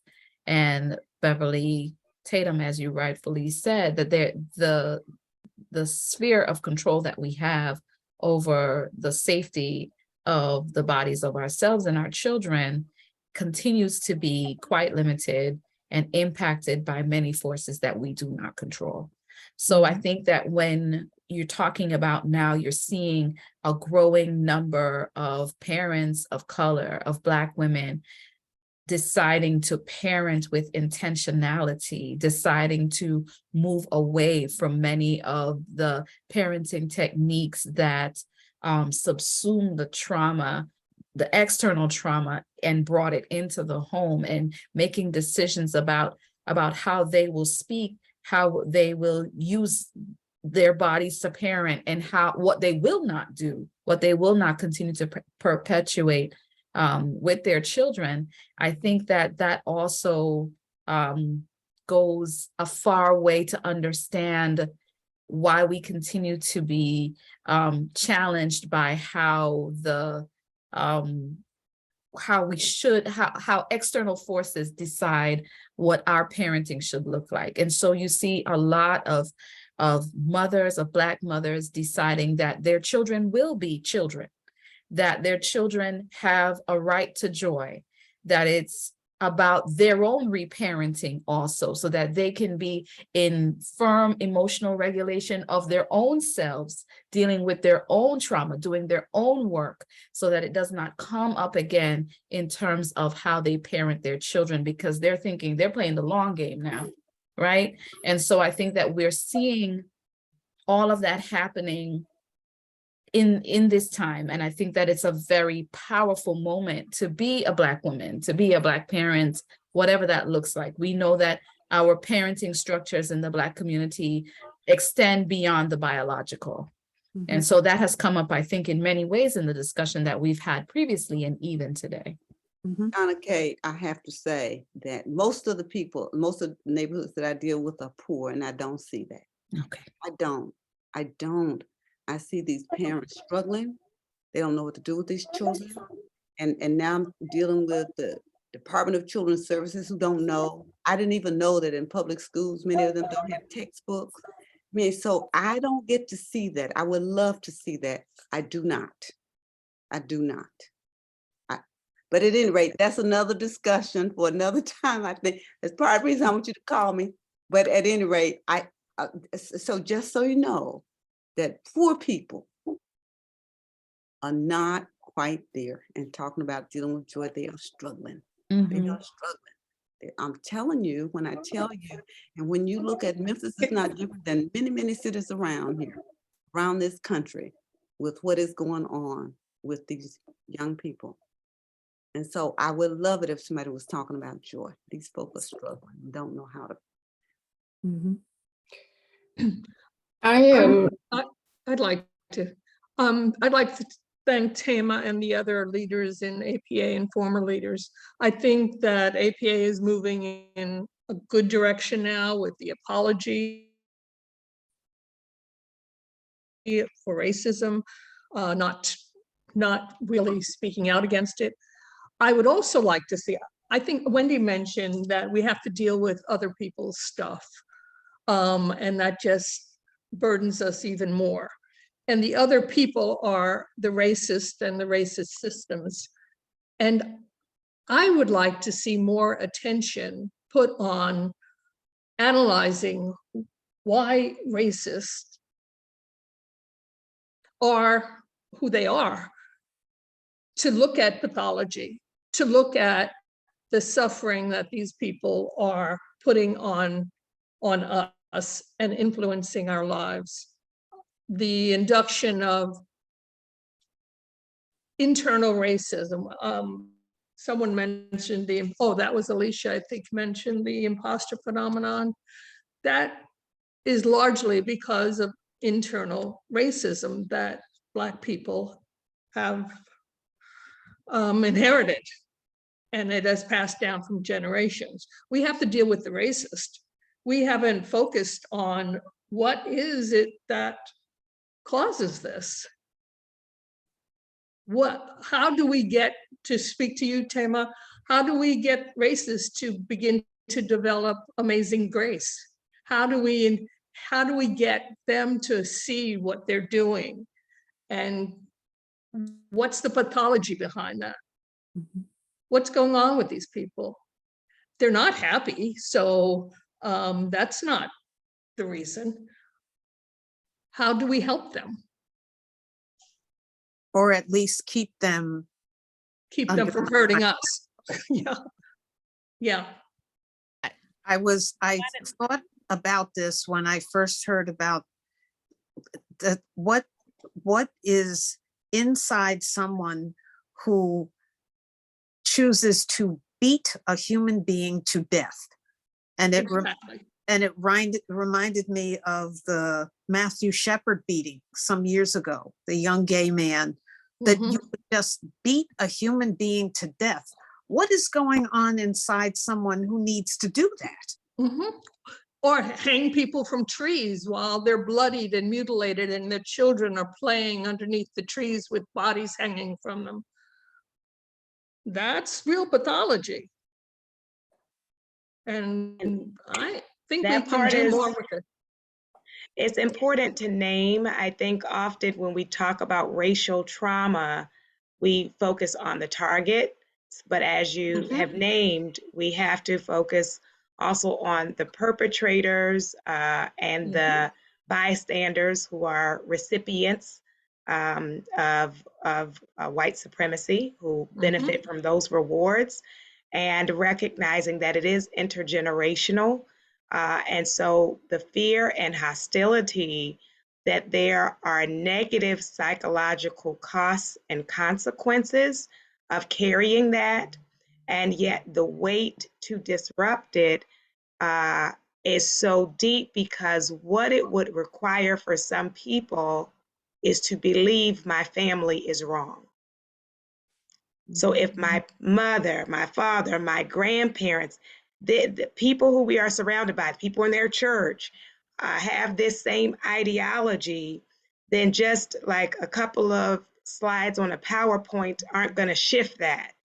And so for us also to recognize the cost that some people have paid by being willing to oppose their family and their community. You know, it's costly. I know sometimes people are dismissive. They'll say things like these social media activists. And, you know, I'm mindful of one of my students who is white, who literally in the midst of the protest, just for putting on Facebook, Black Lives Matter, her grandparents disowned her. So we have to be intentional about naming that. And I think also helping people to see the harm of we often talk about benevolent sexism, but benevolent racism, the nice, nasty, the silence, the erasure, the leaving it on the shoulders of people who are marginalized to do the work. And then to equip people, I think a big part, and I co-wrote a book with Edith Arrington, the Anti-Racism Handbook. And a part of it is giving people permission for the imperfection as they are striving to do the right thing. Because many people, I'll say white people, who are silent because they're afraid of getting it wrong, afraid of messing up, afraid they're going to phrase it wrong, or that they don't know enough. And so it is also teaching our distress tolerance, and also it doesn't mean excusing it when you mess up, but how do I take correction, right? So now there's this whole thing that's against cancel culture. Well, there has to be some accountability, right? But it is, how do I receive when someone tells me I did something offensive or said something offensive? Instead of going into the fragility of my own tears where I need to be comforted, can I take in the information? Can I give a sincere apology? And can I show a change of behavior? So we have to teach people how to lean into that discomfort so there can actually be change. And maybe we can teach them to look at the founding fathers who they revere so much and what they were saying, that all people are created equal. They are endowed by their creators with certain inalienable rights, life, liberty, and the pursuit of happiness. That's those are their ancestors. But then in that same document, they said a lot of things to contradict themselves and lived lives that contradicted what they were saying, that they've been trying to rationalize ever since. Well, but why are the racists dwelling on those things rather than those that were enshrined in our Constitution and our Declaration of Independence? Why not reiterate what they said, these founding fathers that they say are their founding fathers and that are so important to them? I would say they're doing it for the same reason that there are Christians who espouse hateful intent and cherry pick Christian scripture to do it. That you're talking about people who are engaging. I see it as a function of projection, that when one of the things therapy can help people to do is to reconcile the contradictions of being a human being, that none of us are perfect. And, you know, Freud said it many, many years. It's like we have both of everything in us. And there's a constant psychic struggle around which it's going to be.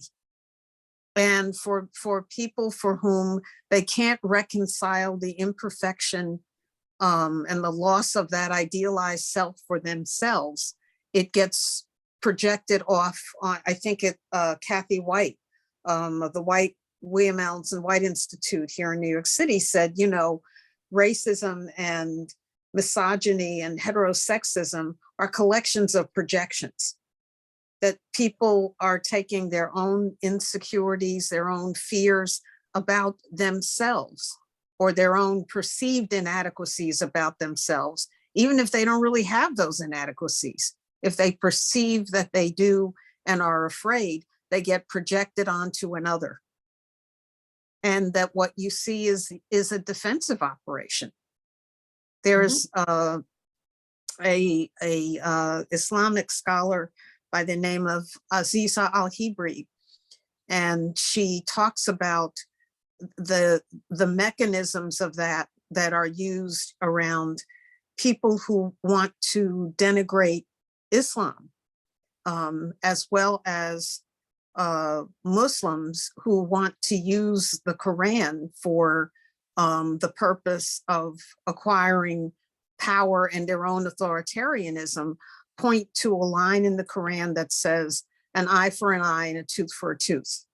And of course, Westerners who want to demonize Islam say, see, that's a violent religion. If, you know, if the text says that, but that's not the whole verse, that the whole verse is an eye for an eye, a tooth for a tooth, but forgiveness is better. And no one ever says the last line when they're quoting, you know, and people do the same with Christian scripture, but it's about cherry picking what supports what some people might say is a delusion. that racist and sexist and homophobic ideologies are distortions of reality. Yeah, and And- delusional. And that for those of us who are therapists, when people are delusional or are caught up in a distortion of reality, you ask, why does this person need to distort the world in this way in order to feel safe in it? Mhm. What's going on for them that they need to do that? Because, Exactly. and of course, when someone needs to do that, they're going to, we understand confirmation bias, that they're going to look at the sources that will support what they believe and not engage the sources or the information that doesn't. So they I'm not really saying- need our help. They really need psychologists' help. We need to focus on why are these people so sick? Well, but if what you're hearing is that someone who fears that they're inadequate and they project that inadequacy onto others and objectify others, I don't propose to know how to do it. I know that if you have a patient who's delusional, you could try to sit and talk all the facts you want. That's not going to be persuasive because what they believe isn't based on facts anyway. Right. So we need to do more research, more study, see what this is all about, how we can help them get But you beyond this. also need to have people who feel they need help. We can't drag people into therapy and say, you need to get over this. Mhm. So how are people persuaded that what they are doing and acting on is hurtful to them too? That's why we need to publicize that this is a problem, that these people are delusional or are narcissistic or authoritarian, and explain to people what this means and how it destroys their lives too. I I think So want that to chime maybe- in, if I might, in this conversation, just to say that, of course, there are people who are delusional, as Beverly was saying, or who have, struggle with narcissism. I mean, we all know those clinical diagnoses, and there are people who fit that description. But there are lots of people who we would consider to be reasonably healthy, who nonetheless help perpetuate racist structures in our society, in part because it benefits them to do so in way, or at least they think it does. And I want to lift up a book that I have a lot of admiration for by Heather McGee, in which she talks about, and now of course I can't remember the title of it. It's the sum of us. The sum of The us. sum of us, yes, thank you. Yes. The sum of us. Because she talks in the book about something she calls the solidarity dividend. The book starts with a very provocative question, which is, why can't we have nice things in America, right? Why can't we have universal health care? Why can't we have, high functioning public schools? Why, you think of the nice things you'd like to have in your community. And then the question is, why can't we have that? And she answers the question over and over again by pointing to the fact that when these nice things are being created, they have been created for white people only. The big public pool in the middle of the community has been for white people only. And when Black people got access to it, they decided to fill in the pool so nobody could use it, rather than, desegregate the pool, as one example, historically. And what I find so powerful about her book in particular is that she talks about the, she's a policymaker. Her focus is policy, not individual psychology, but she focuses on helping people understand the benefit that comes from moving away from this notion of white supremacy, moving away from hierarchy of human value to this idea that, if we actually work together, we could have a better community. And she provides lots of examples in her book that are, I think, very inspiring in terms of places where people were able to not allow racism to divide them in their effort to bring about, $15 minimum wage, or to improve economic opportunity in communities where the community is drying up, but for the influx of new energy brought by immigrants of color. So, so I just highly recommend the book, The Sum of Us, but it's what I find helpful about it as a book is that it gives a clear historical analysis of where these ideas have come from and how they have been part of the socialization of so many people who we would all agree are psychologically healthy in their daily lives, but nonetheless have been deeply influenced by the racial rhetoric of their upbringing or the socialization of the wider society. In my own book, Why Are All the Black Kids Staying Together in a Cafeteria, I talk about it as like breathing smog. Nobody wants to be a smog breather, but if you live in a smoggy place, it's the only air that's available. And you're going to be negatively impacted by it, whether you like it or not. But it is possible to come together across lines of difference to start cleaning up the air. And I really do appreciate what the American Psychological Association has done to begin to engage that conversation. This Brian has been- Stevenson. Oh, Marlene, please. Go ahead, Seanna Kaye. Brian Stevenson, in a keynote address he gave last week at a conference I attended, he said two things that I wrote down and I'm still mulling over. He said that one of the greatest injustices of slavery is the narrative of racial difference in hierarchy that was created to justify slavery in the first place. And the second thing he said, and I'm still unpacking, his topic was on the power of proximity. He said, we cannot actually get to the kind of knowledge we need to eliminate suffering if we allow ourselves to be distant and disconnected. And it just really hit home in terms of what has just been discussed. And that's what it brought up for me. And I just wanted to add that to the discussion, still thinking it through.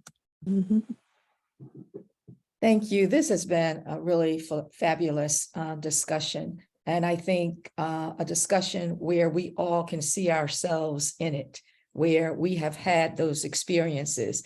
One of the questions that we now have is the pleasures. Would you talk about some of the pleasures that you have had in leadership? Ooh, I have. I tell you, being one of the things I like about being a leader and provost and is having the opportunity to impact a larger group of people. So on our campus, changing some of those rules and things, we increased Black student enrollment, we increased graduation and retention, all of those things that make the things come alive that we want to have. Some of these things that we talk about that we hate, and Dr. Beverly Tatum over there probably can talk about that. Being an individual psychologist and impacting one person who impacts the family, but when you do that, and then I really loved, and one of the things that I brought was a research lens to retention and graduation. I said, every program that you want me to fund, you've got to show me how it impacts retention and graduation. You've got to show me what students learn with the focus on learning, retention, graduation. I love it. And now as not the vice president, and hear people talking in that language the same way, I love it. As president of APA, being able to use that microphone to talk all over the world about poverty, I loved it. I also loved that there were a lot of people all over the world who wanted to run up and get a picture with the president of APA, not with Rosie, but with president of APA, and to give them that joy, especially young people, just made me happy every time I did it. So that's two. Thank you. I'll jump in. I think one of the pleasures for me is being a part of institutions and organizations that maybe have been actually quite harmful to folks, and to be a face of, and also to create intimate spaces of healing just by virtue of being there, but also being intentional about the ways in which we hold space.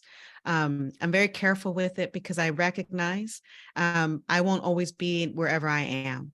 And so, and I say that because, we want to be clear about the boundary between the individual and the organization or the institution, but there's so many instances where communities don't get an opportunity to get a real apology. and a real sense of understanding and, you know, to be seen and to be respected. And I really do, to be a part of someone else's healing is a blessing. And I do find great joy in that. Mm-hmm. I will chime in to say, you know, we talked at the beginning about how, you know, Black women are turned to be the problem solvers, but I actually like solving problems. And so, so when you're in an environment where there's, you know, someone brings you a problem and you can solve it, it's a great feeling. Not that you can solve them all, and you certainly don't solve them by yourself, but to be able to see the impact of what you're doing and the ripple effects in terms of spheres of influence, as Rosie was saying, is certainly very, very, it's a source of joy for sure. Mm-hmm. So what I would say is that one of the pleasures that I had was to really be a part of helping the association move forward. And, you know, I initially wanted to really focus on health equity, but I knew that, you know, it was racism and discrimination really is what was driving it. If you think about the social determinants of health. And I knew that there are some things that we could do to dismantle systemic racism. But before we could do it, we need to have an apology. And so I feel really good about the fact that we started that conversation and we did get the apology pass. And I can tell you, council never passes anything by 100%. The Council of Representatives, the governing body of APA, and that resolution, the apology passed by 100%. Health equity resolution, psychology's role in achieving health equity, passed by 100%. And we only had one abstention on psychology's role in, I would call it dismantling systemic racism within the United States. And we only had one abstention with that. So, and to see how that is continuing has been a pleasure for me, and to be able to take the association to a place that I don't know if I didn't think that we were ready for it, but we did it, and see where it's going to go from here. And so, and it's and look at, we have 3 Black presidents right here on the screen here, and I know that Tatum is continuing to address the things that we started and that the resolutions that we passed 2 years ago. Thank you, Jennifer. I would say you issued a statement on behalf of the association just recently about challenging efforts to for educators. Yes, supporting educators in teaching material from diverse perspectives and expanding the dominant cultural narrative. That was welcome. Thank you. With everything that we're facing, and along those lines, I would say the joy for me is living in purpose. And there are so many messages meant to cause us to shrink. When I say us Black women, to shrink, to hide, to not be our full selves in order to be safe or to be acceptable. And so to lead is to embrace that freedom of, I'm gonna show up with my full presence, with my full voice, with my full intention, and operating in that freedom is joyful. It's joyful. Thank you. Another question is, what does rest and self-care look like for you, women in these high positions of leadership? What does it look like? Well, I was raised to rest. I'm a Sabbath keeper. I've been a Sabbath keeper all my life. So from sunset Friday to sunset Saturday, my family culture is to have a very different relationship with the other 6 days of the week. And so that's something I've continued into adulthood. And it comes very naturally to me because it's one of those, I guess, Gladwellian 10,000 hours worth of practice. And so I look forward to that time. I really have proven that, as I said earlier, the world will continue to spin on its axis, but I get this opportunity to take that step back and have that time where I'm not obligated to anything other than this rest. And so I encourage people to take a Sabbath. It doesn't have to be in the way that I do, but to find that period of time where you actually get that time to rest and reflect, and where there is very little responsibility that you have to anything other than to do that. So I highly recommend Sabbath. I rest as well, but one of the things that I love, I'm in California in the Bay Area, and I love to just go get lost in the I don't want to call it the forest, but on these beautiful hikes that we have here. So spending time in nature. I cut off, I don't want to be unrealistic. Sometimes I do have to take a look at the email, but one of the things I realize about being in higher education is that there aren't very many emergencies, really. There are some things that will catch your attention. Usually it's human beings making emergencies, but for the most part, our business is not one that has those types of emergencies to sort of set expectations for myself. And what I will say is then for everyone beneath me, everyone to whom is responsible to me, is then I'm responsible to them for setting a tone. And so there are ways that we do that. One small thing, for example, is just the bottom little message in my email, which says that I will get back to you when I get back to you. And you should feel the same, that when you are not working and unavailable, that you are not expected to respond to me either. And as for many of them, I am their immediate or their direct supervisor or above their supervisor. That comes with a lot of weight. And I've witnessed the ways that folks respond to that. Has to add it to their own email addresses. So I think like those are some of the small things you can do, but also practices you have to live into. Because if I don't do it, they're not going to do it either. And I really love, Seanna Kaye, what you say. And I don't rest so that I can work well, but I do not work well when I don't rest. Does that make sense? Like, you know, so the thinking and the reflecting, and to be able to take a 30,000 feet view from a problem and really look at it and solve it, which I also get a lot of joy doing, Beverly, as well, means I got to like look away from it and walk away and go do something else. And perspective is so key in that space. So I hope that's helpful, Marlene.